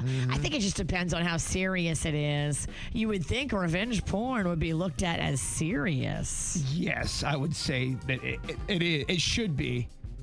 Spain's Supreme Court upheld a fine against a man who kissed a woman's hand without consent at a Madrid bus stop. The man approached the woman, kissed her hand, and gestured for her to follow him for money. He argued the act lacked violence or intimidation and constituted only minor sexual harassment, but the court disagreed, saying that the encounter had a clear sexual component with obvious sexual connotation that went beyond harassment. And he ruled that women cannot tolerate unwanted hand kissing without consent. Especially if someone's got wet lips. You ever have somebody kiss you on the cheek or on your hand? They got wet lips. It feels like you can never get that wetness off for at least 3 days. I'm looking for an alcohol wipe. Yes. And sometimes that doesn't even work. No, you just got to cut the hand off every now and then. On a flight in India, on Saturday, a passenger tried to open the emergency exit door just before landing, but they did have a good excuse. They said they were possessed by a ghost. I'm telling you, they took something on the flight to calm their nerves, and it did not agree with their system. I wonder if that's going to hold up in court. Well, if you've got a cancerous tumor in your eye, the good news is they now have drops for that. The bad news is the drops are made of pig semen. I don't care, man. Give me the pig stuff all day long if I can see. I'll even extract it from the pig if it helps. They say the fresher the better.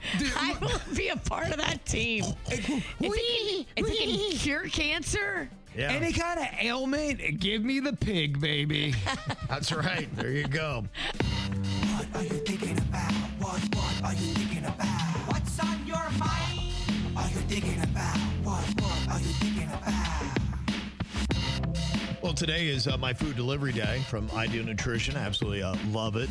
And I saw this, and if you're somebody like me, and, you know, I pretty much stick to their paleo keto menu, and you got like 8 options, but I'm one of those people, when I really get into something and I love it, I just kind of eat the same thing over and over again. I just fell in love with, they've got this egg breakfast burrito. It's got a little bacon and cheese in it. It's just phenomenal. I put Cholula all over it every morning. Go slower, baby.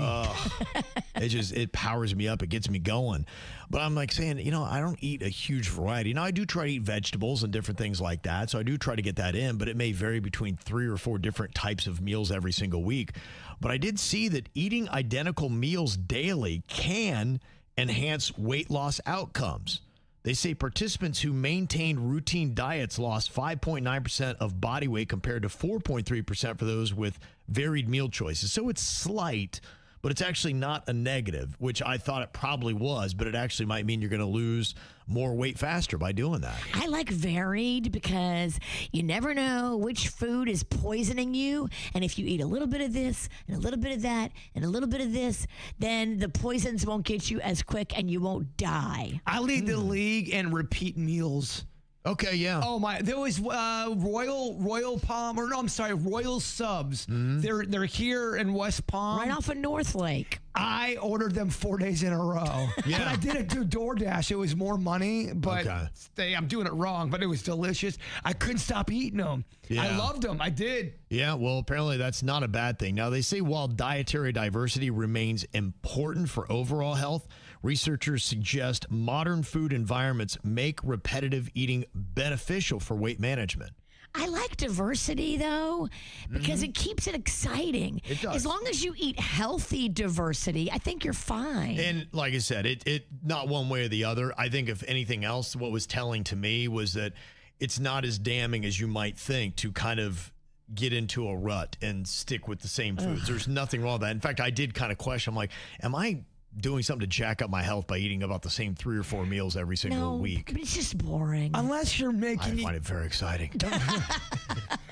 He finds boring exciting. I do. Well, if you like something, I get it. Yes, I do. I'm always like, yes, I can't wait. It's just part of my day. It's like, it's how I get it going. But if you're making Cadbury egg soup every day, I don't know if that's the right move. No, that's not the right move. And how would you even make that? I think that would be very easy to make.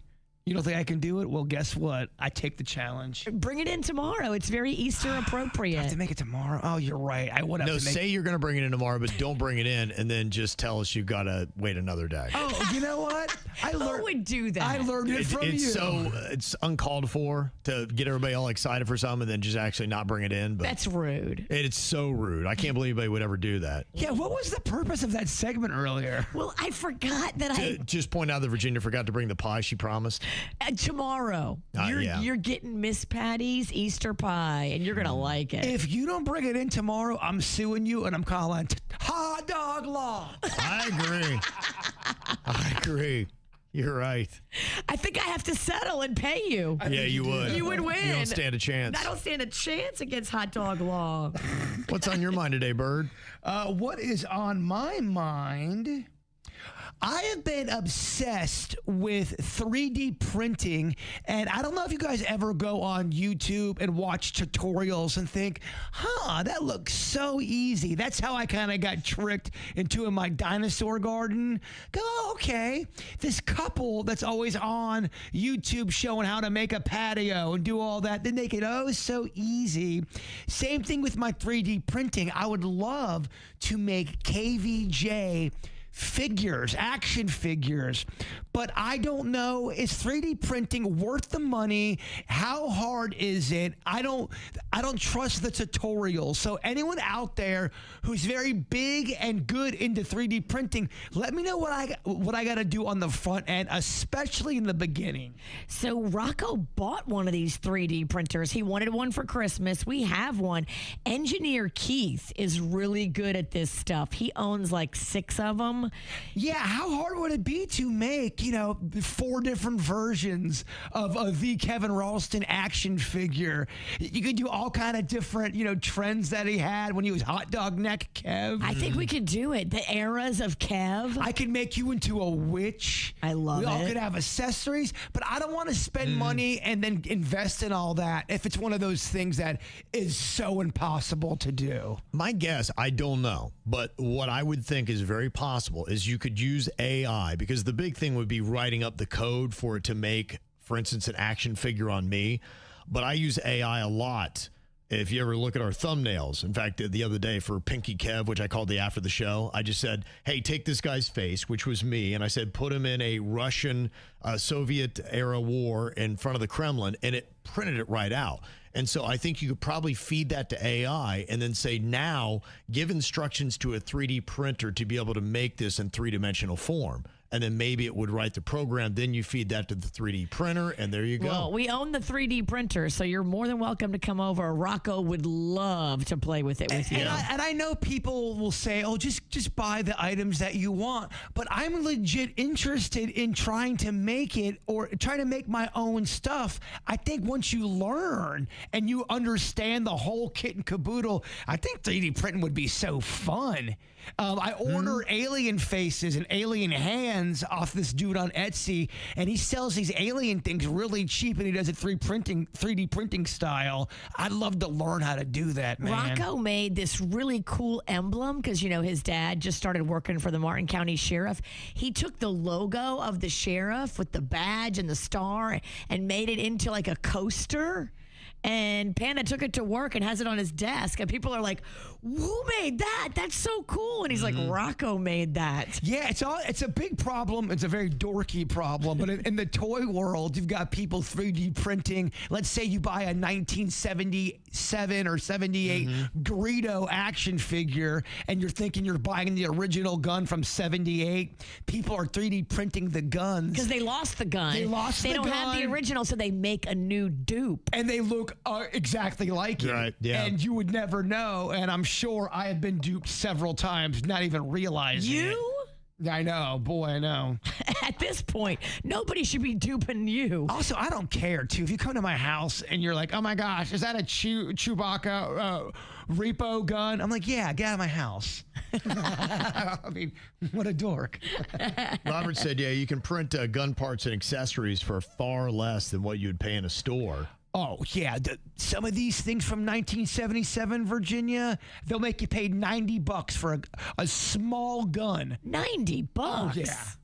Oh, yeah, I'm doing it on the 3D printer. We're making low-budget guns. Rocco can make you that for a nickel. Exactly. And we'll paint it. Rob said if you get a decent machine like a Bamboo, B-A-M-B-U, it is pretty easy to do. But Yasix did say that 3D printing has a high learning curve in the beginning. That's what I figured, and I know a couple people who have, they started it, they've gotten better, but they go, dude, the first rounds were tough. I had a lot of bad product. That's why everybody needs an engineer, Keith, because he kind of has helped Rocco. He wrote out a whole script, instructions, everything. That's what I think it would take. It's hard to do when you first start. You're like, what is this? But to me, that'd be such a cozy Saturday or Sunday afternoon. Put a little Bob Ross painting on the background. Get the 3D printer out. Make a The Kevin Ralston action figure. Maybe a doll. I'd buy it. Life-size doll. One comment says, yeah, they have companies that will do a full body scan of you and then do a 3D printing that you can then take to your 3D printer and make.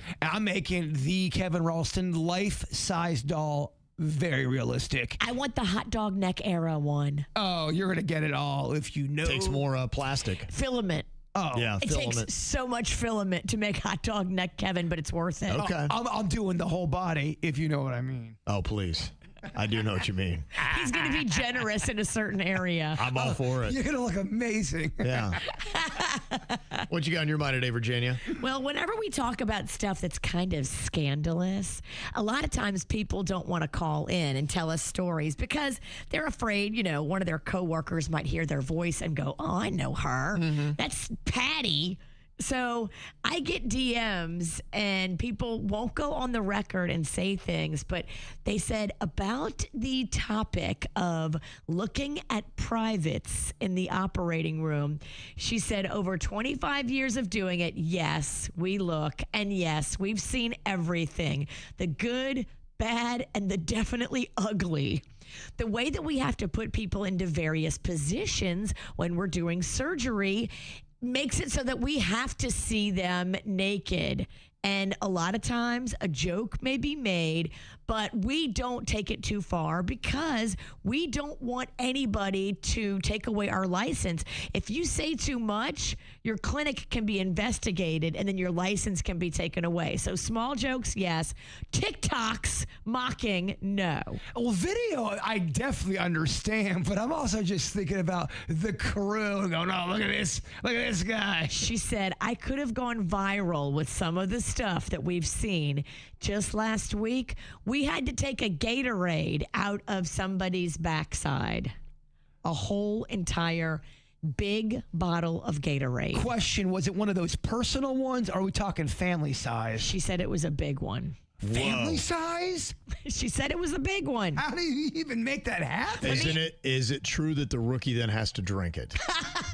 Drink. Hold on, I'll ask her. Okay. Was it a full bottle? Was there liquid in it? That is a good question. Yeah. All right, I'm writing all this down. And obviously, I do want to know what flavor it was. Of course. Yeah. Was it Arctic Blast? Blast. Well, it is April 1st here, and I know as we start off a new month, we like to try to get people updated on stuff that maybe you have missed the conclusion to. So we'll get you caught up. You can text us any questions you have, 877-979-WRMF, 877-979-9763. One person wants to know, with your hip replacement surgery, Jaybird, did you experience the fire crotch during the procedure that some people had talked about? I did not. Not at all. The crotch has been cool as a cuke. Okay. Yeah. You didn't get red hair down there? There was one thing before the surgery. They warned me. It was something that they put into my body in the IV, and they said that your face may feel like it is burning and your BH may feel like it's a little itchy, but I didn't really have any of that. And they were surprised I didn't get that. They go, wow, most people get that. Okay. I did not. All right. Well, that's good news. And one question here said, now that Jaybird's leg is fixed, or the hip, when is the dance competition and the ping pong competition? So ping pong's probably more realistic than the dance. Technically, they don't want me doing anything hardcore or high intense until June 1st. Now, with every day, I'm getting better and I'm able to do a little bit more, but I'm not supposed to go, full gorilla until June 1st. So long walks aren't necessarily great. I should be walking. I should be doing all that stuff. Full contact dance competition, probably not a good idea. Ping pong, though, I am ready to take the witch and knock her off her broom, if you know what I'm saying. Yeah. Well, I beat you once at ER Bradley's. I'll be happy to beat you again. She never beat me at Bradley's. I'm not taking the bait. We played for 3 points. I was drunk. She was drunk and annoying. He was drunk, but I was drunker. Oh, okay. Oof. Yeah, she was. Oof. Virginia, one question that the people want to know, whatever happened to the kid that was terrorizing your neighborhood? Oh, my gosh. He's gone. He's gone. What do you mean? How old was he? 12? Was that? Yeah, he was Okay, 12. He now lives in a group home, I heard, in Orlando.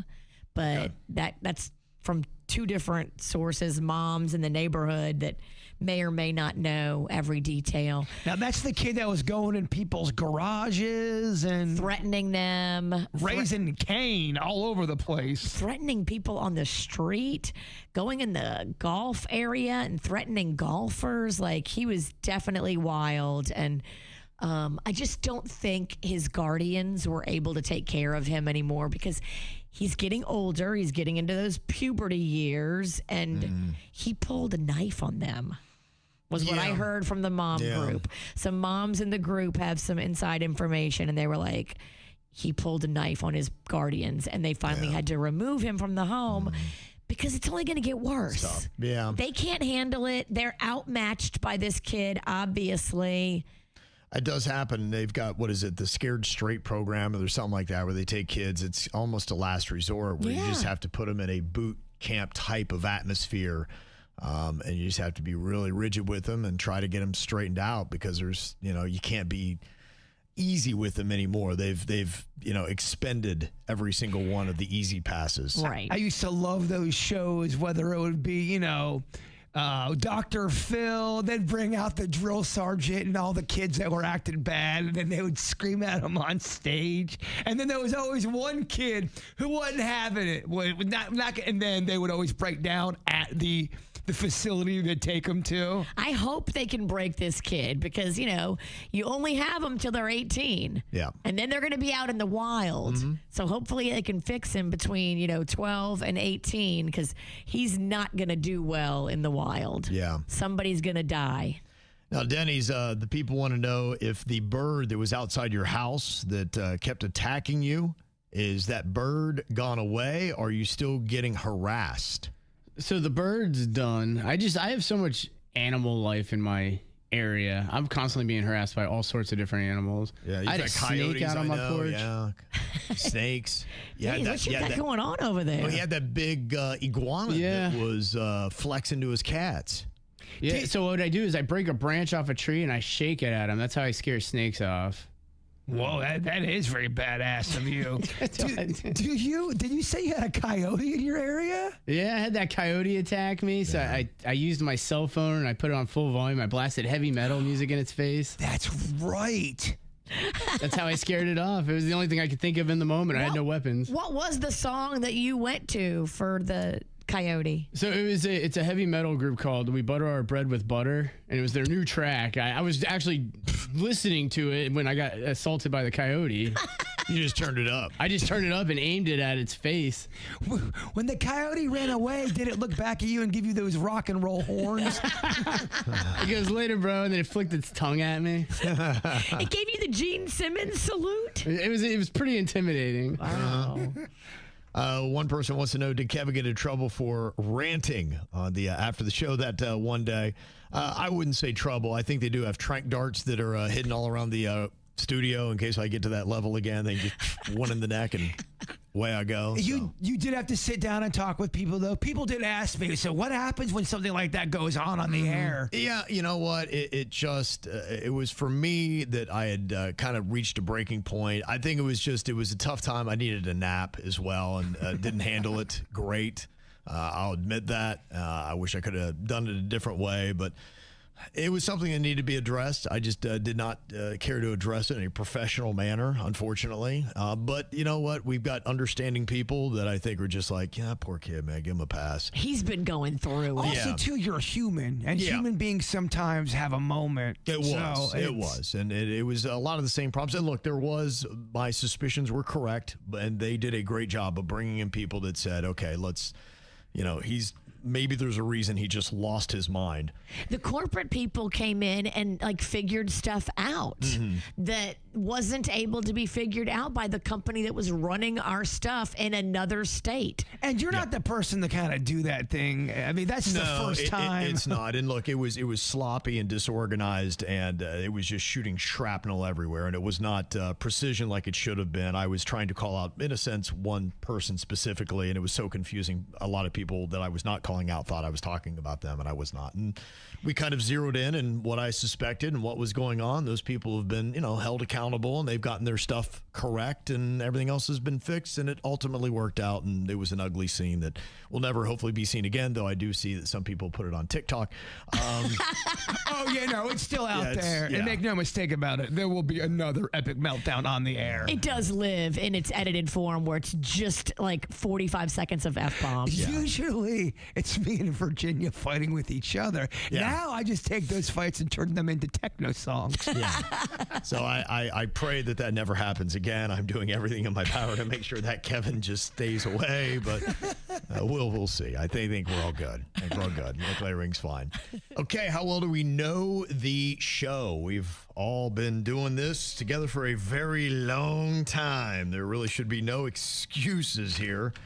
I mean, we've only known Denny's for, I guess, just short of 15 years. But in that time, you would think you get to know somebody. It's still a long time, man. Jeez. We love that little pudding, too. All right, so we're going to see today, do I know Jaybird better than Virginia knows Denny's? Oh, absolutely. King full throttle. Now, I need Jaybird and Denny's to have paper and pen as well, because the first one, I think this question works best. It's a little bit dorky here. Do you think, Virginia, that Denny's can name one of the 7 modern wonders of the world? There are 7 of them. They had the ancient wonders of the world. Now they've got the modern wonders of the world. Do you think Denny's can name one of the 7 correctly? Absolutely. This is a man of knowledge and depth. Yep. You bet your sweet fanny he can. I'm going to say Jaybird can as well. They do the weird and whatever. I would say that, yes, they'll be able to fire one off. So did they write down one that was correct? Denny's, what did you write down for one of the 7? So I know the modern or the older ones. Yeah. So they have newer, improved ones. Only one I can think of maybe is that really tall building in Dubai where you can watch the sunset twice. It's the Khalifa. The Khalifa of Dubai is our answer. It's the Wiz Khalifa. The Wiz Khalifa. Is it always got a smokestack? I think it's called something of that nature, right? Okay. Is that, I mean, Kevin's not reacting well to No, this. he's not. I'm just He listening. looks smug, so that tells me you got it wrong. I'm just listening. Oh, you got it wrong. Oh, my Look at gosh. his smugness. Oh, yeah, Smug Canyon. What do you think, Is that Bert? your answer? Grand Canyon. He's going to go Grand Canyon. Look, Denny's, I feel the same way. I don't know either. Yeah, we're talking. I know the ancients. You're talking Okay. about Wiz Khalifa? I was thinking that they both probably would, and they were not able to. All right, what's a modern one? These Yeah. new modern things. What's going on? It's under protest. They want to hear what they are. Okay. The Great Wall of China is one. Now, when you're talking about the modern wonders of the world, yeah, they've got to be man-made. Stonehenge in there? Stonehenge is not in there. No. All right, shut up, Bert. Why don't you shut up and let Kevin read the list? Why don't- Stepping all over Kevin on his show. Why don't you support your friend, maybe? How about that one? It's the Taj Mahal We're one? not teammates now, bro. Taj Mahal is one. All right, so I thought those were the ancient ones we were talking about. Denny's is doing it too. The Hanging Garden, is that another one? That's an ancient. All right, that's an ancient. Of Where's the Babylon. line on this? All right, now you're showing off, Cotillion. Okay, look, see how smart my Denny's is? But he blew one account of Virginia. Whatever. We're both interrupting Kevin, including you. Denny's Dubai. It's hard to get a word in here when you're the host. It's so impressive. You see the sunset twice. Sounds modern to me. So you've got the Great Wall of China, you got the Taj Mahal, Chichen Itza, Petra, Machu Picchu, Christ the Redeemer statue in Rio de Janeiro, and the Colosseum in Rome. Yeah, that's right. Those are the 7. Don't look modern. That Coliseum falling the hell apart. I think I went to it. I forgot about the pizza one. I forgot about that one. Pizza. Me eats a pizza? Me eats a pizza. Little Caesar. You don't eat just one. It's an amazing wonder.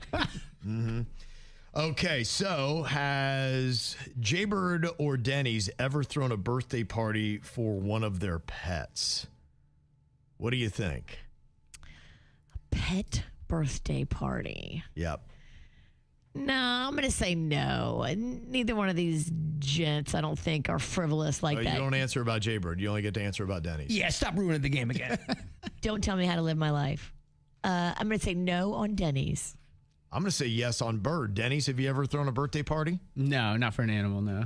Jaybird, have you? Yes, of course. Of course he has. For Chewy? I definitely threw a party for Chewy. I thought so. Then he passed away not long after. Damn, he didn't want that party. Well, okay. Well, Bird throws you a birthday party. Look out. That's your last birthday. Bird throws your last birthday party. He threw his paws up and said, peace. Last birthday, I'm giving you death. Oh, man. Wow. Okay, what do you think? Has Denny's ever secretly read his wife Jen's text messages? Has he ever done that? Oh, like going through her phone because he suspected she was throwing it? Just, for whatever curiosity it was, but you went in there without her around to look at it. Doesn't mean that it could have been a cheating thing. That's given the reason, but it's just saying, no, you went in there. It could have been a little bit of surprise. Maybe you just want to see what was going on because you want to make her birthday surprise better. Has he ever gone through her phone to go through messages? Don't let Jaybird throw her that surprise. She'll be dead. I don't think he would. I think Denny's is very respectful. Even when I give him my phone because I've destroyed something or forgot some password, he's like, I don't want to look through your stuff. And I'm like, dude, I don't care. Oh, because he ain't going to see anything hot or salacious. The most boring 6 pictures ever. Whatever. I'm bringing it. Have you seen my website? The shredder over here. Yeah. Oh, which nose, cute toes blowing up. No, I love looking at feet that look like they have jaundice. So hot. Yellowfoot.com. I need to get that one. That's what she need to call it. Corpse foot. Jaybird has not either. I'm going to say neither one of these guys have. Denny's, have you? No, I don't even go through her purse. Yeah, Jaybird? I've never gone through someone's phone. A guy, girl, family member, ever. Yeah. It ain't my jam. And Jen and Honeyface would never give you a reason. No, and I just don't want to be that person. If I feel like if you're doing that kind of stuff, I don't know if you should be in a relationship anymore. Because now you're thinking, oh, they cheating. They must have given you a reason. Can Denny's and Jaybird name 3 Beyonce songs? Are we counting Destiny's Child recordings as well? That's or a good just question. Beyonce solo work? I'll give them both. Okay, Denny's can do it. I believe in my dog. Okay. Jaybird cannot. He can name 2. He cannot name 3. Okay, Denny's, can you... I'm still writing. Kevin don't believe in you, Jaybird. No, I got that. I got that feeling, and it's quite hurtful. Prove me wrong, dog. Prove me wrong. Okay. Virginia's saying that Denny's can. Denny's saying can. Jaybird cannot. Denny's, what are the 3 Beyonce songs? Single Ladies. I'm trying to remember what the last song's called. It's Unbreakable and Love Above. Okay. Oh, hold on a second. I don't think he got all 3. Sure. I'm thinking that is a no from what I'm hearing, Virginia, as based on those answers. Unbreakable by Beyonce. I believe it's Oh, yeah, that is. That's a song. Yeah, that is. That's not Oh, the one I'm thinking. I thought so. Unbreakable. It's the other one. Unbreakable, Single Ladies. And then the other one I was trying to think of You is said Love Above, A right? Love Above, but it's Love Something. Yeah. Oh, it is Love Something. I know what he's talking Is it about. It's the one that Virginia likes. Love on Top. Love on Top. Love on Love Top. Above. I'm still playing over here. Okay. Don't give me any All right, answers. Bird, what did you write down? I put Crazy in Love, Unbreakable, Single Ladies. Bird actually got it. We got it. Okay. The other way, we should have flipped it, Virginia. Wow. How about that? Love Above. You can cut the tension with a knife. That was a close one. It's a butter knife, but still. Okay. Has Denny's ever blocked somebody on social media? Question. Yep. For the show or personally? Personally. This is a personal thing. Has he personally ever blocked somebody, Virginia? No. I would say for the show, yes. Personally, no. I'm going to say Jaybird has blocked somebody. Have you, Jaybird? I had to. The law told me I needed to. Oh. And Denny's, have you? Virginia's right. For the show, yes. Personally, no. Okay. All right. We still are tied at 3. Oh, my God. Try one tiebreaker here. We've got to get some separation here. We can't go on like this. Okay. Do you think Denny's knows who's on the $20 bill? Virginia. Of course he does. Okay. Yes. That man is flush with cash. Okay. I like that. And you know what? I didn't believe in the Bird last time. I am going to believe in the Bird this time. I'm going to say yes. Okay. Denny's, who is on the $20 bill? Is it Andrew Jackson? Gonna go Andrew Jackson. You're correct. Jaybird, who did you write? Andrew Jackson. Okay. Let us see it. Where'd you write that? You He didn't write that. He didn't write Andrew Jackson. You don't get. First of all, you'll never get to see my Show notes. me. No, I'll show you nothing. Oh, look at this cheating. Did not cheat. He's balling up the paper. I contest. First of all, stop looking at my paper. Well, show your work. I will. It's a contentious tie. He ripped it up. I don't know if you can see it. Jackson! She's just trying to get in your head. Oh, Bird. Don't let it happen. It ain't gonna work. The cheating. Yeah. It ain't don't let gonna happen. work. Don't let it happen. Well, here we are. It is April Fool's Day. And they say that the month of April itself, it's not just the first day of the month. It's kind of weird, and you got to kind of keep your eyes open because April has this weird mix of rebirth energy and this low-key eerie history behind it. And to top it off, too, you got a full moon tonight, Virginia. Just after 10 p.m. Reaches its zenith.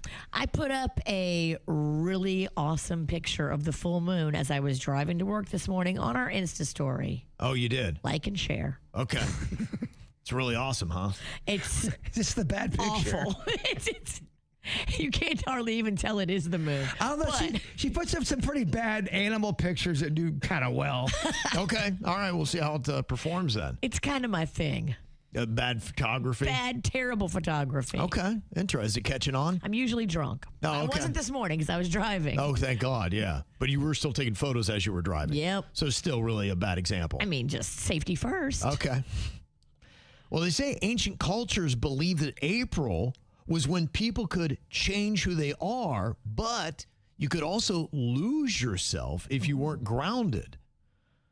Because you think about spring, it is kind of a changing out with the old and with the new, a rebirth, life, and you used to really see those signs in April. Now, they believe that in this month, it doesn't just start things, but it also ends hidden cycles. Maybe relationships, habits, even careers quietly collapse right here in this month before the new growth starts up in May. April showers, May flowers, right? You've heard that saying that happens more up north. Other things have started and ended in the same month of April. Think about the Civil War. We began it in April. Years later, we finished it in April. And then we shot our president in the back of the head in the Ford Theater in April. Wow. John Wilkes Booth, baby. Yep. Not John Wilkes Booth, baby, as in like, woo. You love him? No, it's Yeah, not. for life. That's what John Wilkes Booth. Is it John Wilkes Booth Appreciation Day Did around it here? Is right. that what's going on? I didn't mean to say That's it. my homie. Wow. I didn't mean to say it like What that. up? Lincoln, he's on the $5 bill. JWB. We like Lincoln a lot more than JWB. Wow.